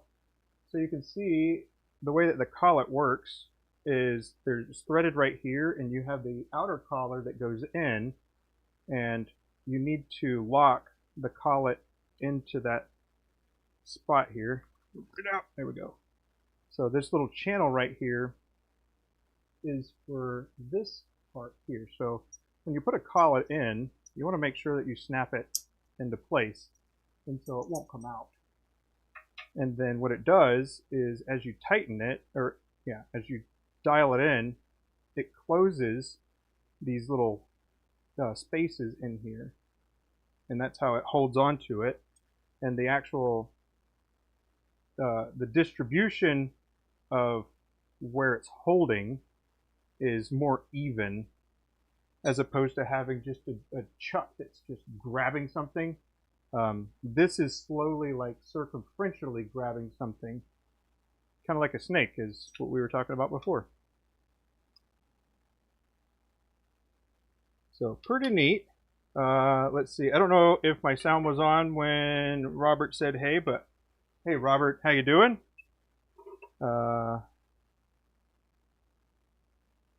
WRX, what's up? What's up? That's a new name I haven't seen here. How you doing?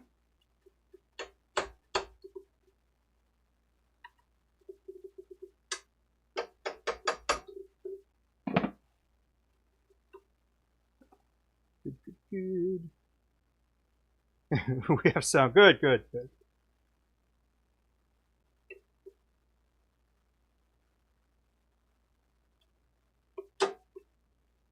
Okay.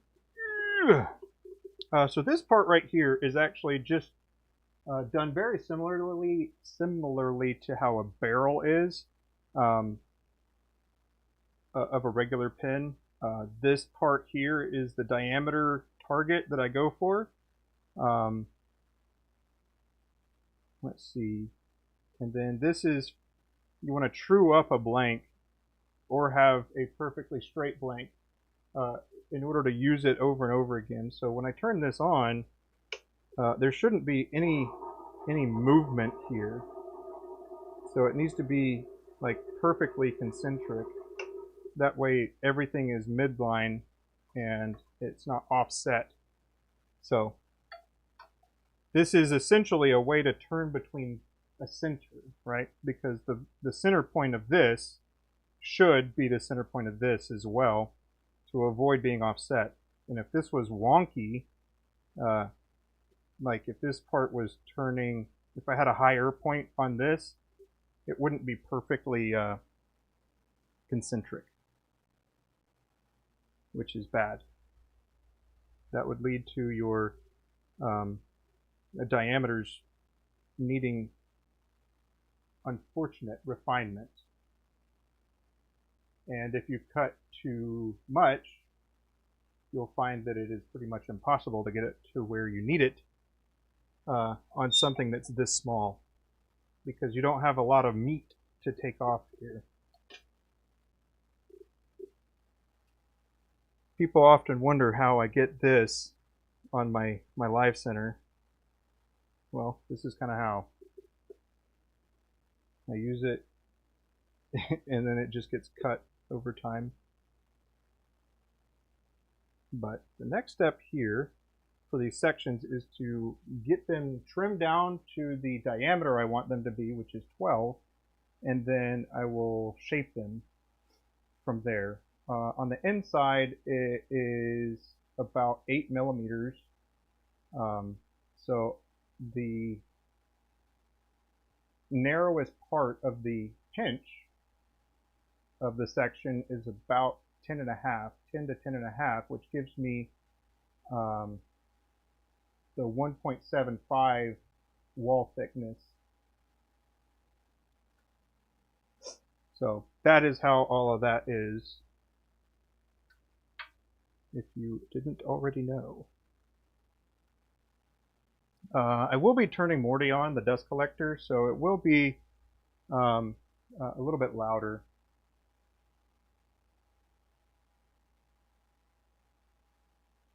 Did I answer Lawrence's question? Yeah. The bespoke rods that we use are 8.5 inches. I'll show you.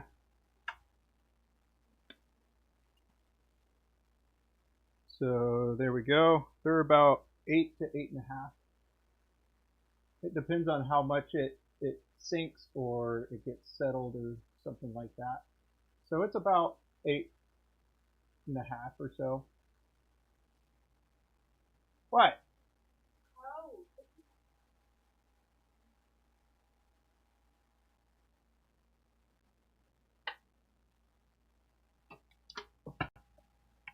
Alrighty. Let's see.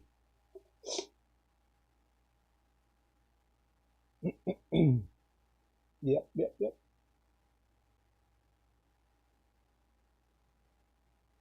Cool. All right. So you should still be able to hear me, just like when I turn diamond painting pins and stuff. If you've been here for that.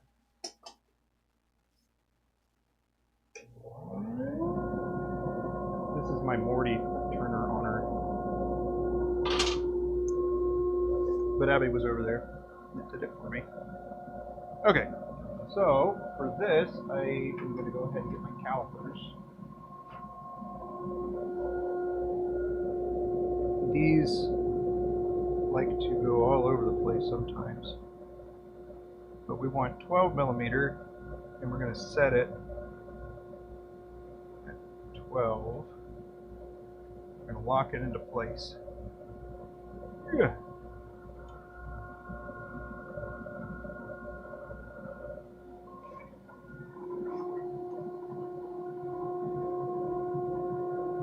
But yeah, you know, I will say, if you are in the market for, it's kind of a cheat code, but I'll tell you anyway. If you're in the market for pin blanks and you like the way that that blank looks, it's important, one, to know the approximate size that you need for the hardware if you're making kit pins. So if you're making kit pins, you're going to need about 3 inches usually for most brass tubes, but blanks come in 5 inches. So a way that you can determine which blank that you're actually going to go for, if you do like a certain color scheme, then it might be in your best interest to buy a longer one, like a bespoke rod, and then chop it. And that'll give you potentially more. If somebody's selling a regular blank for like $12, and somebody's selling a bespoke rod that has the same color scheme, and it's $18, well, that would mean that you can only get 1 out of one, and then you can get 2 out of the other. So if you were to buy 2 of the same blank, that would be $24 versus the $18. So mathematically, it just makes more sense to buy the longer rod. Yeah, it's just a little tip. And then you'll have some left over that you can use for other practices and stuff like that. I also keep a lot of cutoffs for reasons like that and reasons like this. And so it's just good to have those things, especially if you test a lot of stuff.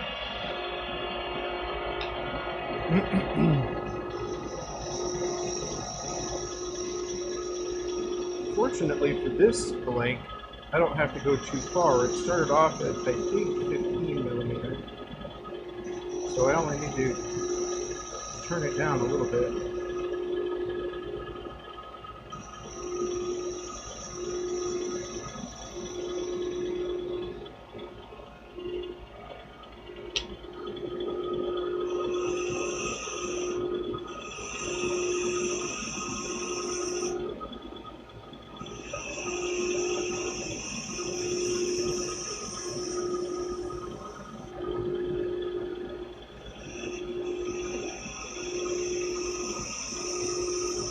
And then also, the most important part to me in this area is the ends. So this end right here, and then the front end, because the middle is going to get trimmed down anyways, because that's how I do the pinch portion of it.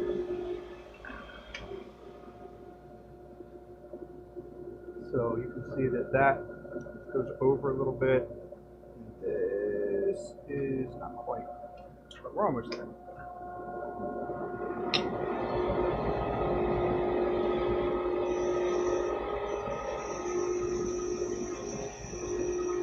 That'll likely be where I needed it to.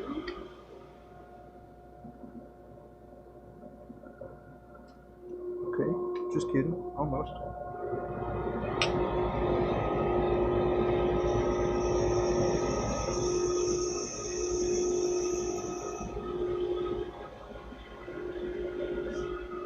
yeah, once you get this part dialed in correctly, and then you start seeing what right looks like, then it's easier to do multiple.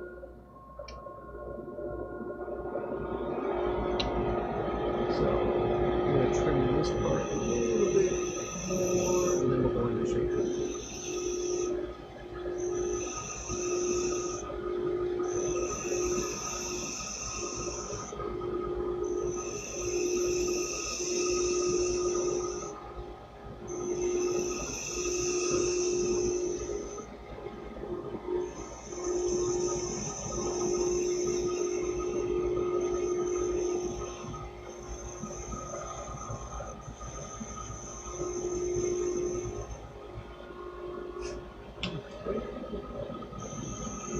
So I don't usually measure the pinch part unless somebody has a specific diameter that they're wanting. So just go with what I like to see at the time. I'm sure that many of you have seen fountain pens, but did you know why that it's like this? Because of this. This part right here, the shoulder, you need to make room for it. So when we drilled, we opened it up wider towards the front part than the rest of it. So that's why you see pins kind of like that. I also like an hourglass kind of shape.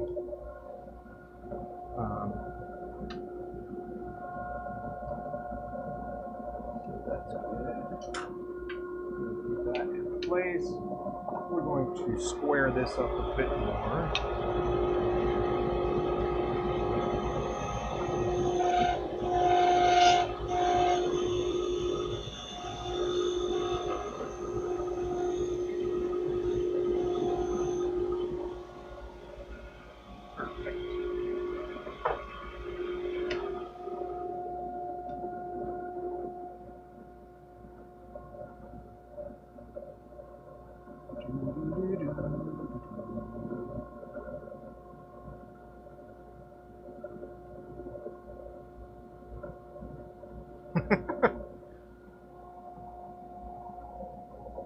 Lawrence, is he paying you or something? Is he paying you?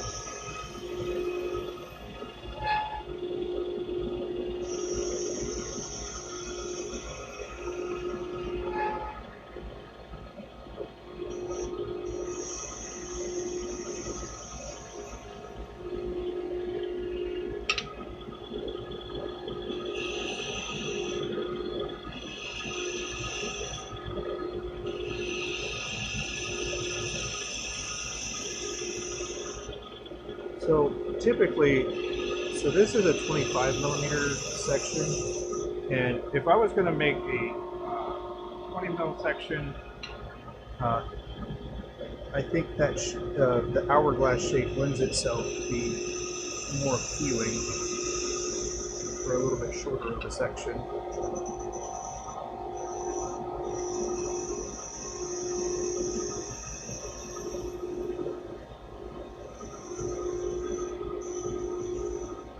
Now, I guess I'll go ahead and show this too. There is a another grip type that's really nice.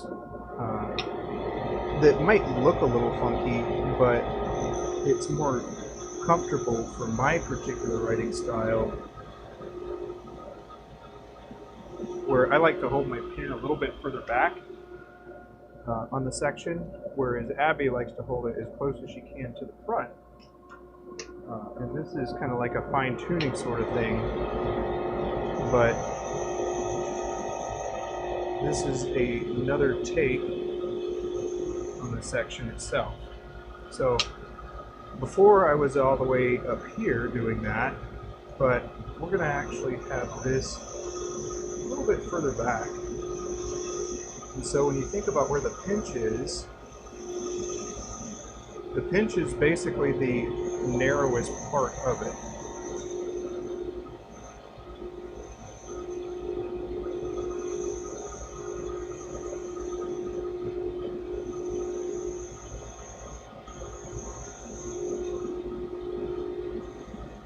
And then we want to have a nice taper going back.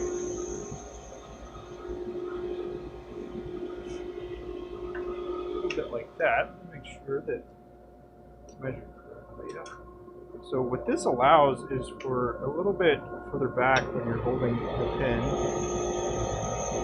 but you don't want to interfere with the other part of it, the barrel threads. You don't want your fingers up against that, or if they are, you want to make sure that they're more comfortable. So there's long writing sessions.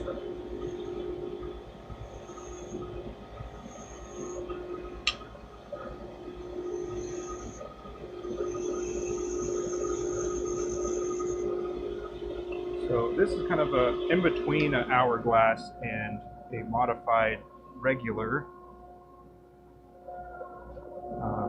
So this is kind of a regular standard, and this is a modified where my pinch is going to be up here for this one, and then for the other one, it's going to be a little bit further back. So you can see, so my finger's on that, the dip is down there, whereas the other one, my finger kind of goes over. So it's just slight modification, different modifications like that when you understand these types of things. So the narrowest part is closer to up here, and the other one is a little bit further back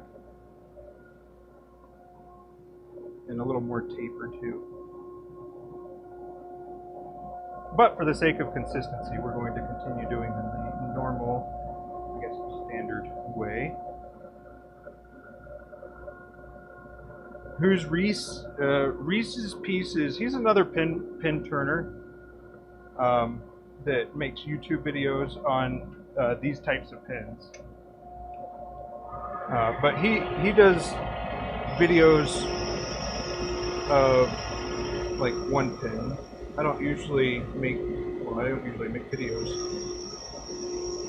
but yeah. And he does some accent bands and stuff like that. The pins that these sections are going to go to, they have accent bands. We have copper accent bands.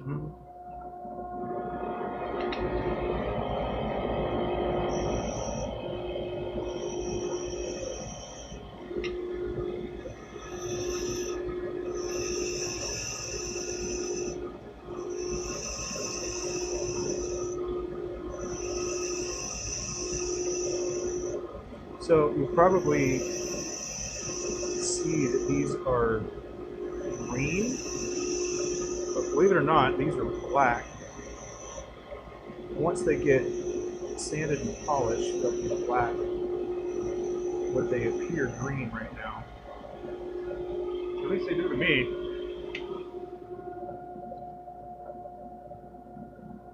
Okay, there's that. Square up the end again.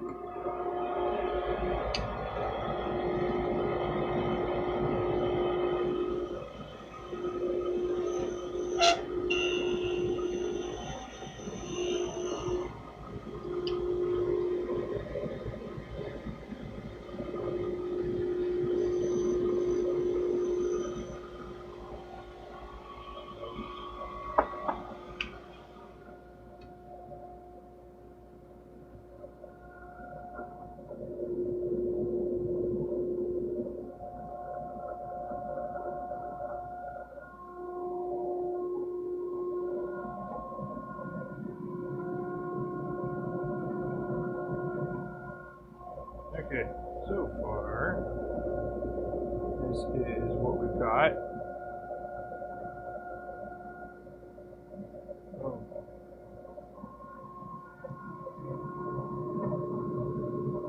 Abby's hard at work over here on the barrels.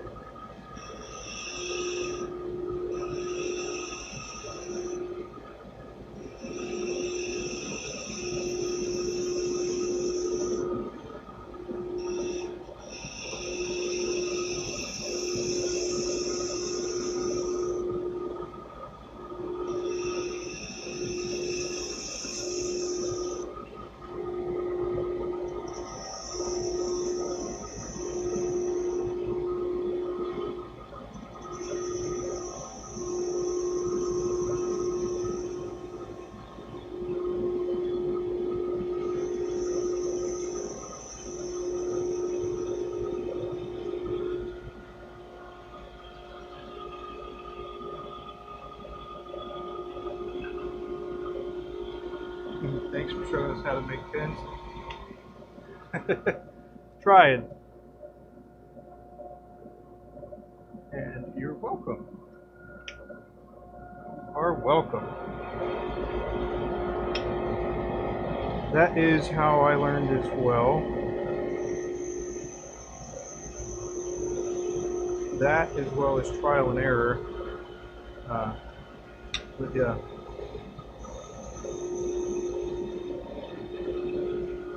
But really, this is only, a third of the kit list pin part. But that's what was on the chopping block today. Hey, how you doing?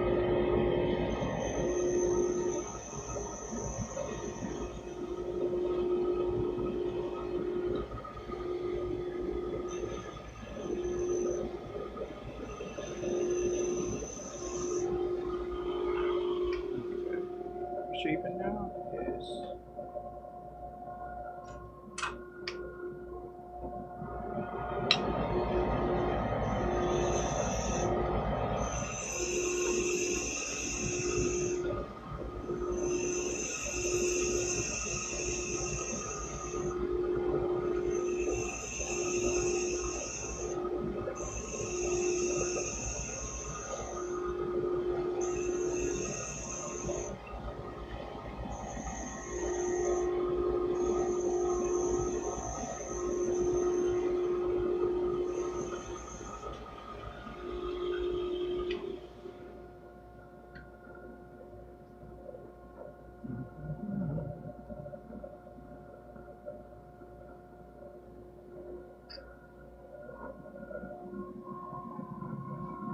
You do some sections so we can show some finished pins by the time I'm done with these other ones? What? Will you finish some sections so we can show some of the finished pins? Or... Oh. CA takes forever and I'm having to build stuff. Oh, okay. Sorry. No. Outrage. That body.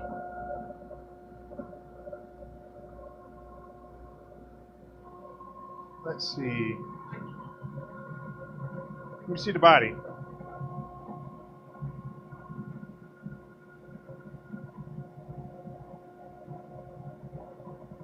Let me see a body. There we go. All right, there we go. So here is one of the bodies we've got. This is white from polish, by the way, so for that part. This is the body of the pin there. Put some inlay in it. Some nice little inlay in those. So looking really good. And there is, so it's ebonite and then copper, and then it's the stabilized wood, and then some of the holes got filled with the other stuff, with the crushed opal. So I've said it before that if you are a ring maker or you have made rings before, you know, that's kind of a unique skill that you can bring into pin making too.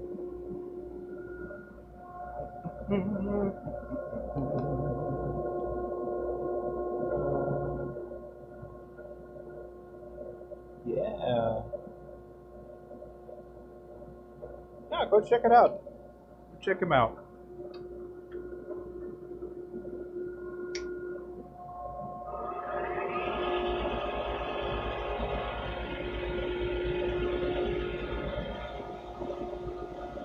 Of all the pin turners you watch, hey, you enjoy mine the best. Thank you. Thank you. I do try to take the time because that's what's important.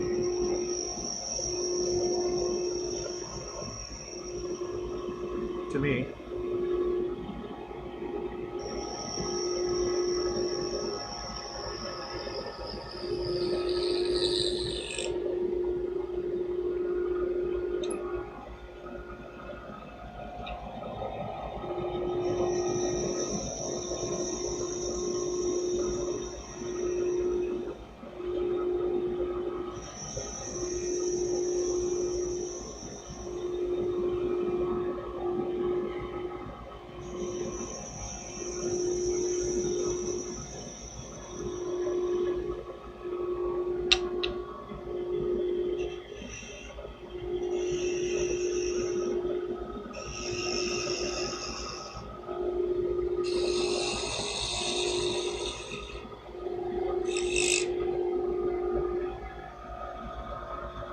Tailstock keeps scooting back a little bit.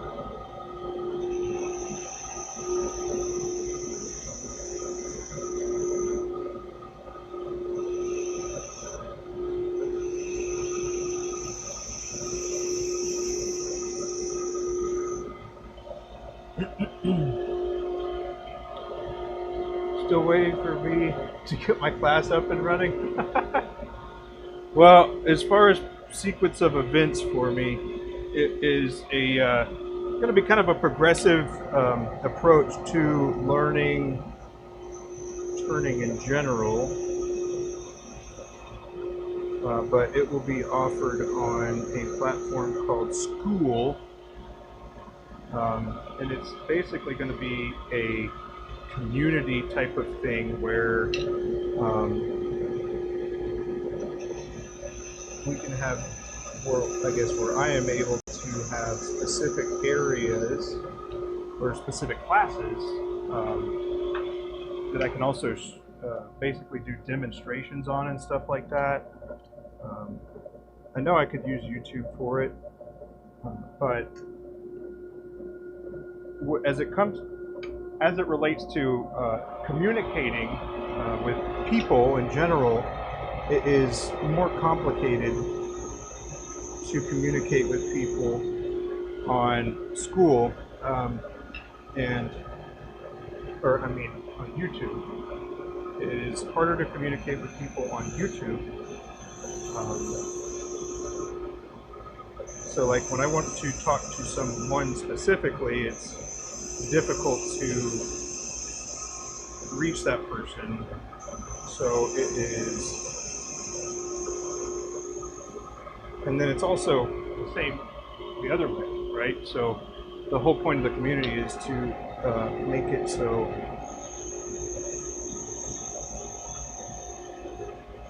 it's easier to communicate and you get your answers in the more efficient way.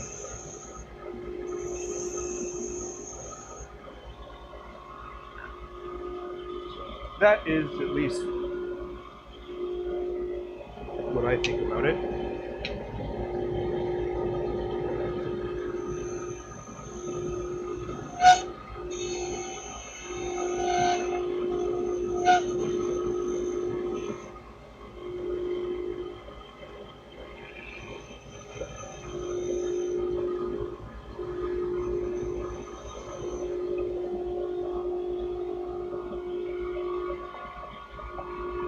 But yeah, I want to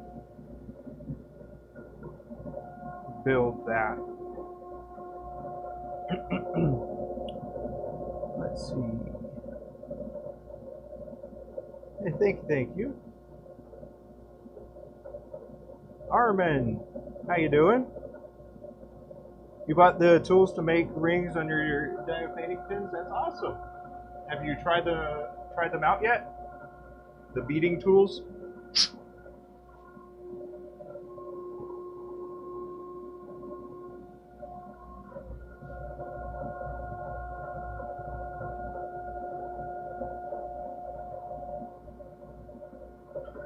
Lawrence, I come first. Hey, I appreciate it, man. I appreciate it.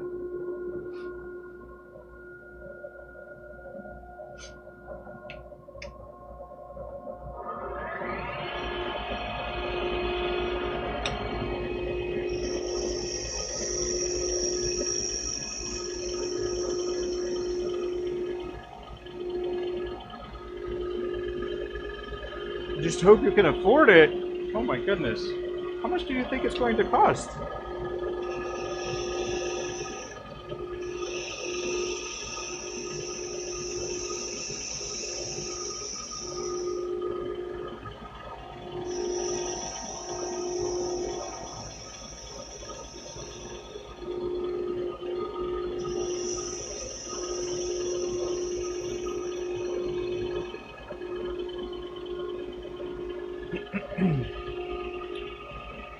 Hey there, Bob. How you doing? Am I making a pipe? No, sir.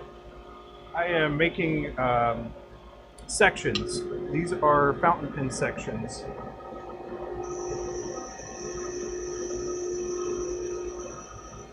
Abby is over there working on the barrels right now. So they just need sections.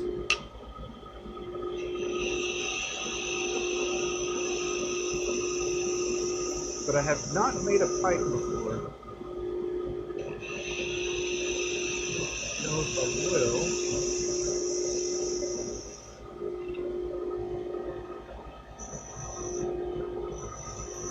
I am a pen maker.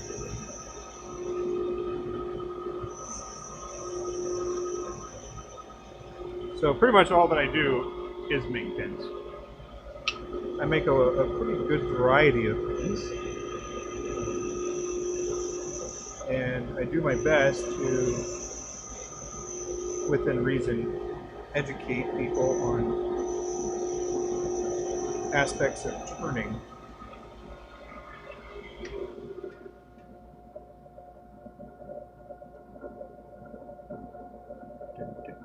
You make pens, but you never done a fountain pen. Oh, still time. Still time.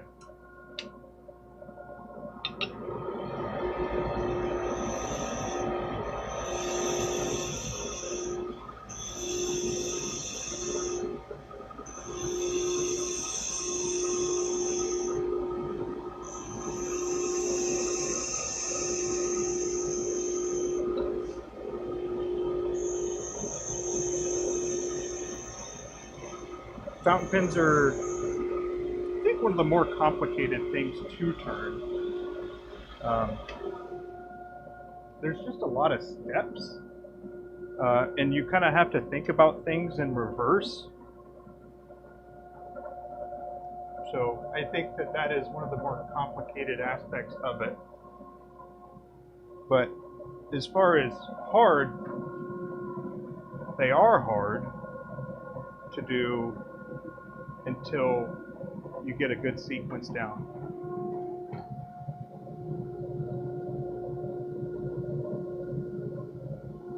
Aha! Okay, she's got another one that's up, but I'll show this one again. So this is the other one that I showed already. It's a stabilized wood with some opal inlay where there was some recesses in the wood itself. There was some of the, it wasn't chip out, it was just how the wood grew or stuff like that. But here's another one. So again, stabilized. These are both stabilized burl. This one's just dyed purple. This one is more dyed black. But that is what the barrels look like.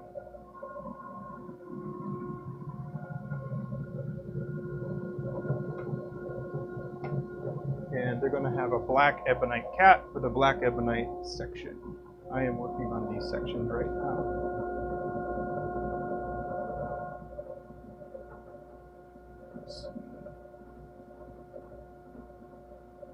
I'm very good at what I do, so probably a lot. Yeah, maybe like 10,000. I'm just kidding.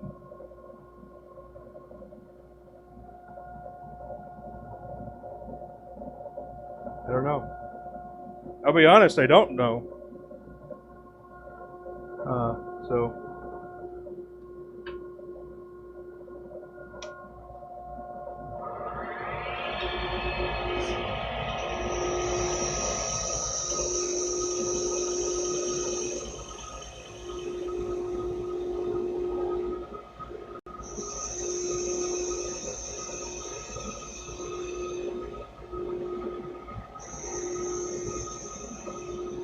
my initial thought was the cost of what I sell the thing for is kind of a rule of thumb. Whatever it was that you wanted to do. And then, that kind of doesn't work as it relates to, sometimes it would take longer. And so, is it an hourly thing or is it a project thing? I'm not entirely sure.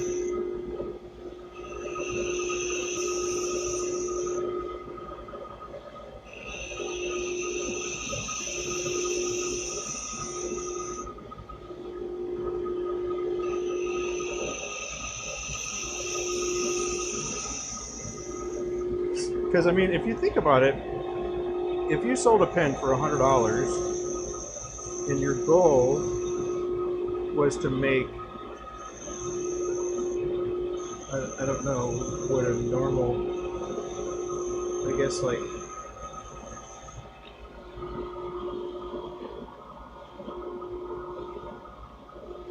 this is where I get really into like the whole business aspect of it. And I do it purely for knowledge and information. But where I think it's interesting is if you sold a pen for $100 and you needed, you say you needed $50,000, well, mathematically you'd be like, well, all I have to do is sell 500 of them, and that would give you $50,000, right? And then you start breaking it down in reverse. So 365 days, I need to at least make 500 pens, and then that ends up being less than 2 per day if you start looking at it mathematically.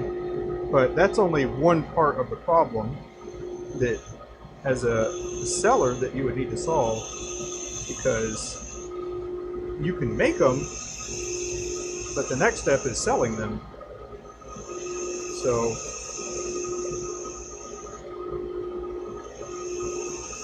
that is what you have to figure out next.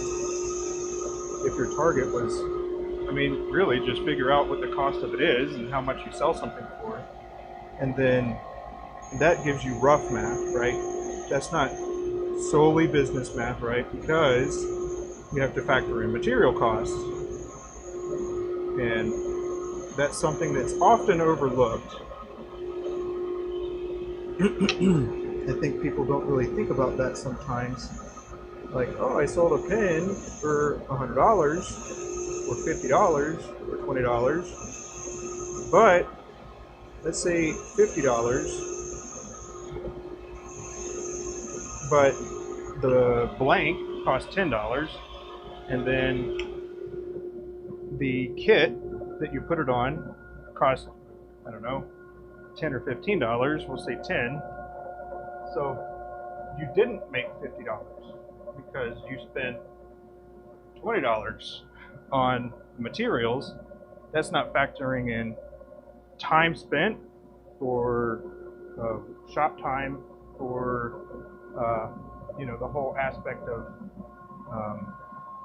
marketing aspect of it. So all of those things combine into what it is overall, because you don't necessarily, or you shouldn't necessarily look at it as a one-to-one, because that's not how it works mathematically.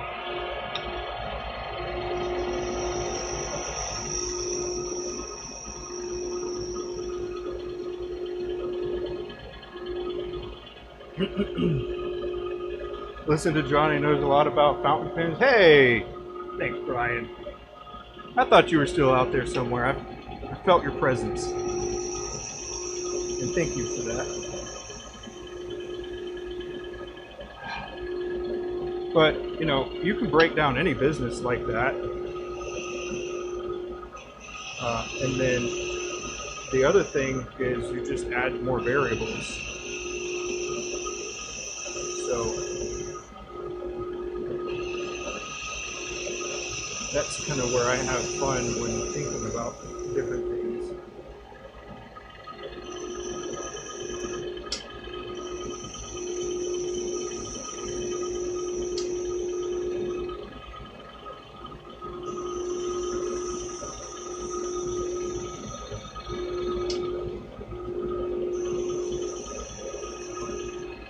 You like my chip control, like as far as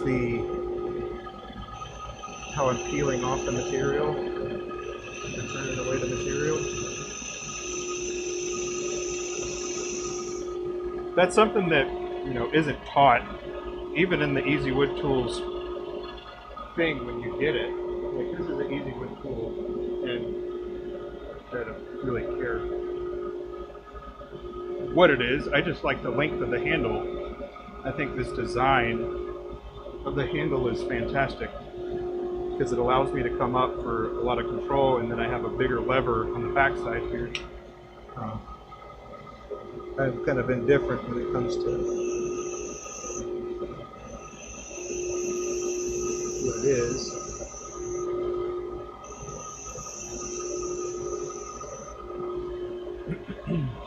All right, Lawrence, take care, man. Sound goes in and out. Sorry about that. I think it has to do with like different sounds, and then it's trying to limit how much sound comes through so I don't break y'all's eardrums.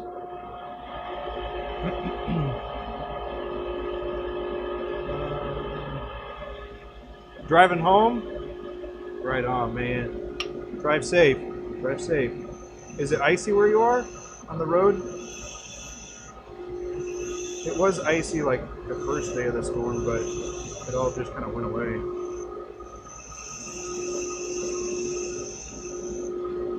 But it's cold enough ice, it's just not wet on the ground anymore.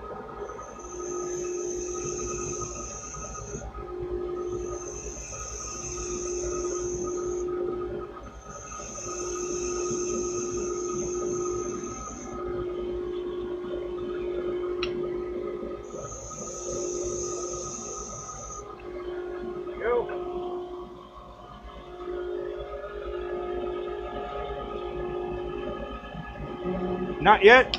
Lawrence. Lawrence. Can't be doing that to me, man. We already said our farewells, goodbyes, see you next times, and all that jazz. And you're just like, nah, just kidding, man. I'm still here.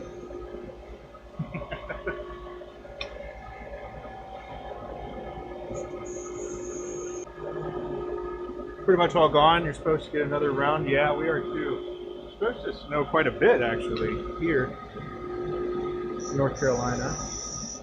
So we'll see what actually happens. You know, that's kind of one of the other reasons I didn't stream this week is because there was a lot of overcast. And for whatever reason, my internet doesn't like that. We haven't upgraded to fiber yet. But that is on the horizon. Because they buried a whole bunch of fiber internet lines around us. So it wasn't available before.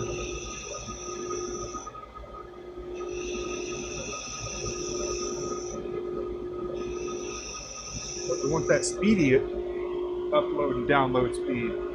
That way the stream can look even better.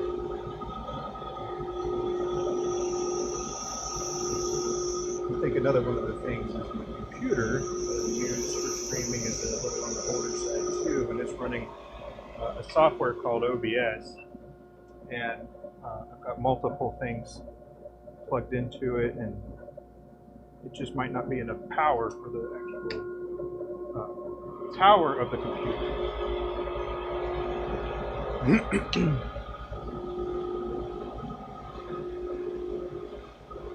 Not leaving just yet? Period, man.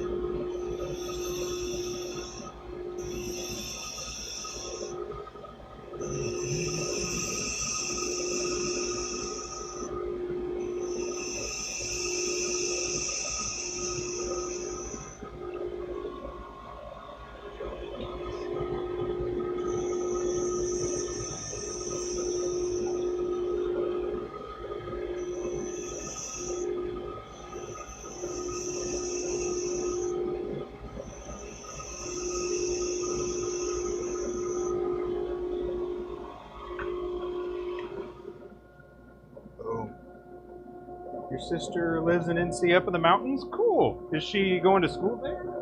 Or like up in Boone area? Because we go there pretty often on Thanksgiving, and yeah, we go there for Christmas. No, not Christmas. For Thanksgiving. And I thought there was another time, but we don't.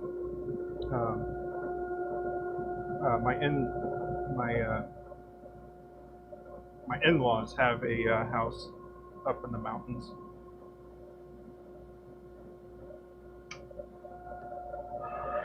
Philadelphia. Cool. Philadelphia. I am no longer a paramedic, if you were wondering. I kept it for a while. It's easier to maintain, but then to get it, the National Registry that is, but I didn't maintain it because I didn't use it throughout the time, and you have to log procedures and stuff like that. I wasn't using them, the particular skills that you get from paramedic, and I didn't have a way to do the skills because I didn't work for anything medical. Although they did reach back afterwards and it's like, oh, we want medics now. We'll give you more money. Like, nope. No. I already asked about that.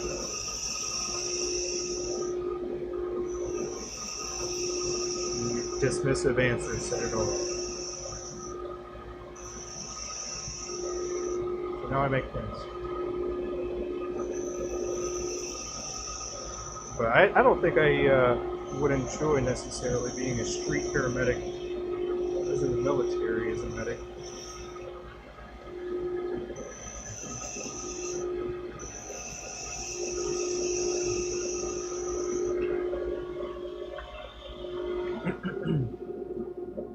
She's a teacher? Oh, cool. Robbinsville.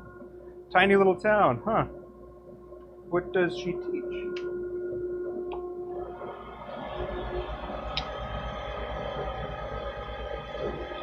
Or who does she teach?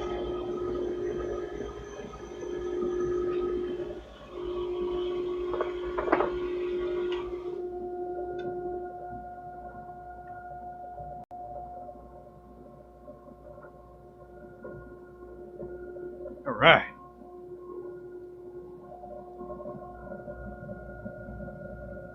This plus a few others, but yeah, this is what we did today so far. Here you go.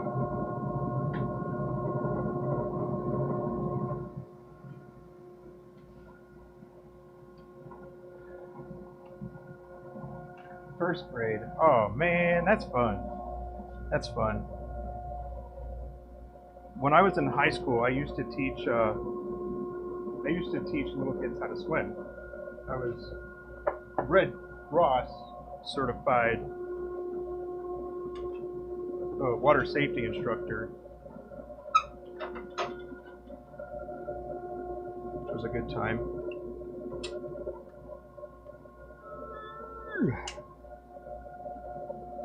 I enjoyed it. I was 17 when I started teaching, or maybe right before I turned 16 actually. And I did that for a good year and a half, and then I went to the military.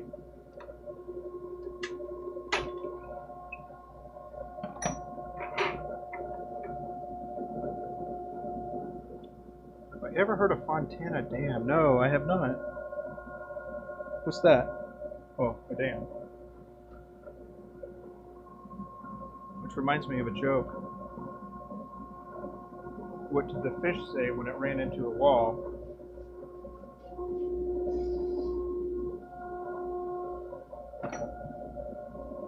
Damn.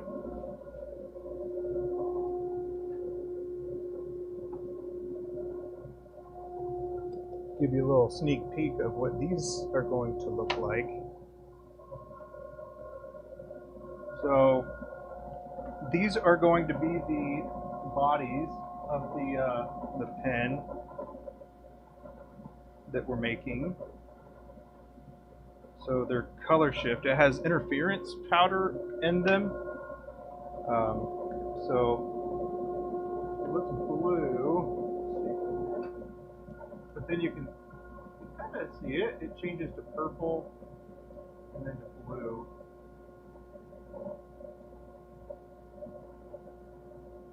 You can kind of see it. It'll look cooler.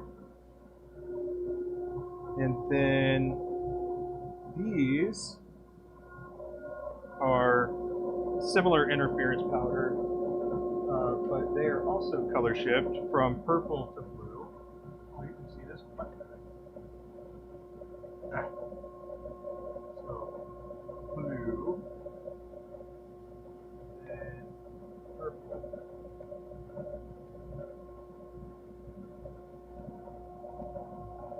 Pretty neat. So those are going to be the caps and sections of the pins. And then the other thing I've got in the works, Crafteritas. I've got these here. These are what we're going to be releasing when we do. All of these are prepared for action. So I just need to turn them all. And then the other thing that I got to do is get stratified pins done. But none of them are set up, so I don't want y'all to have to. There's no action, it's just measuring and marking, and it's kind of boring.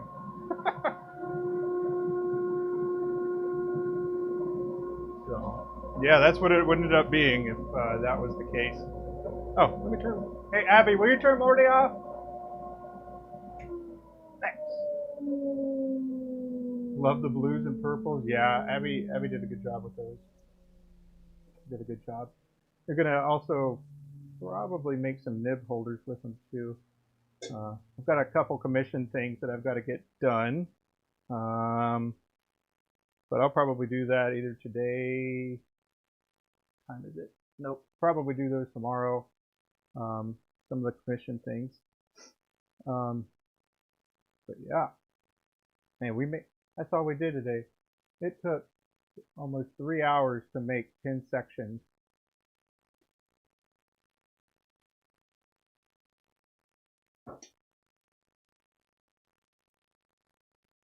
bad. Not good. It's not bad. I think they usually take me about 20 minutes each. So I can maybe math that.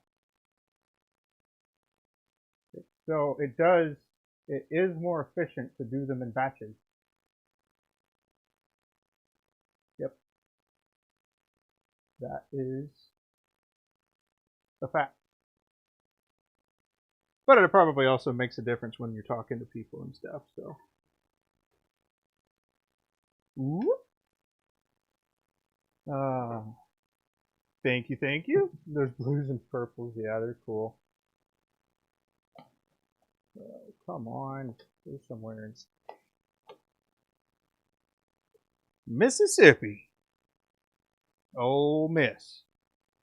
Worked with very into Ole Miss, and it was a very big deal. Anytime their sports teams was going to any of those things. I'm not really a sports fan, but might watch the Super Bowl, might not. I'm a fan when the Panthers are winning. Well, or playing in the Super Bowl, I guess. That's most accurate. Otherwise, I don't really care. I don't know the players or anything. But yeah. Did anybody have any questions about anything? Anything that you wanted to inquire about? Other than my board? If you see some of the stuff that's on the board, those are just random notes that I think about. Yeah.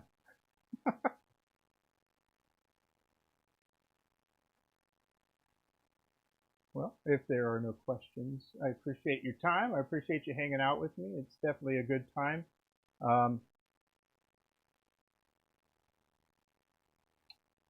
Yeah, I guess more to follow on the other stuff as far as the school community is going to go. But I'm really looking forward to it, and I think it'll be a lot of fun. It'll hopefully be a place that I will feel great in sharing everything.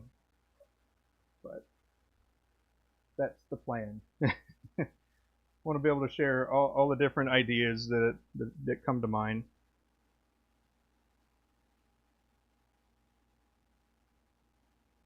You want to mix and match the blanks. Well, those are going to be mixed, actually. So the barrels and the caps and the sections. So they will be mixed. But yeah, happy Friday, everybody. Hope you have a safe weekend. And if you are going to be affected by the weather, hopefully it's not too bad in your area. And stay safe out there, and I'll see you next time. Take care.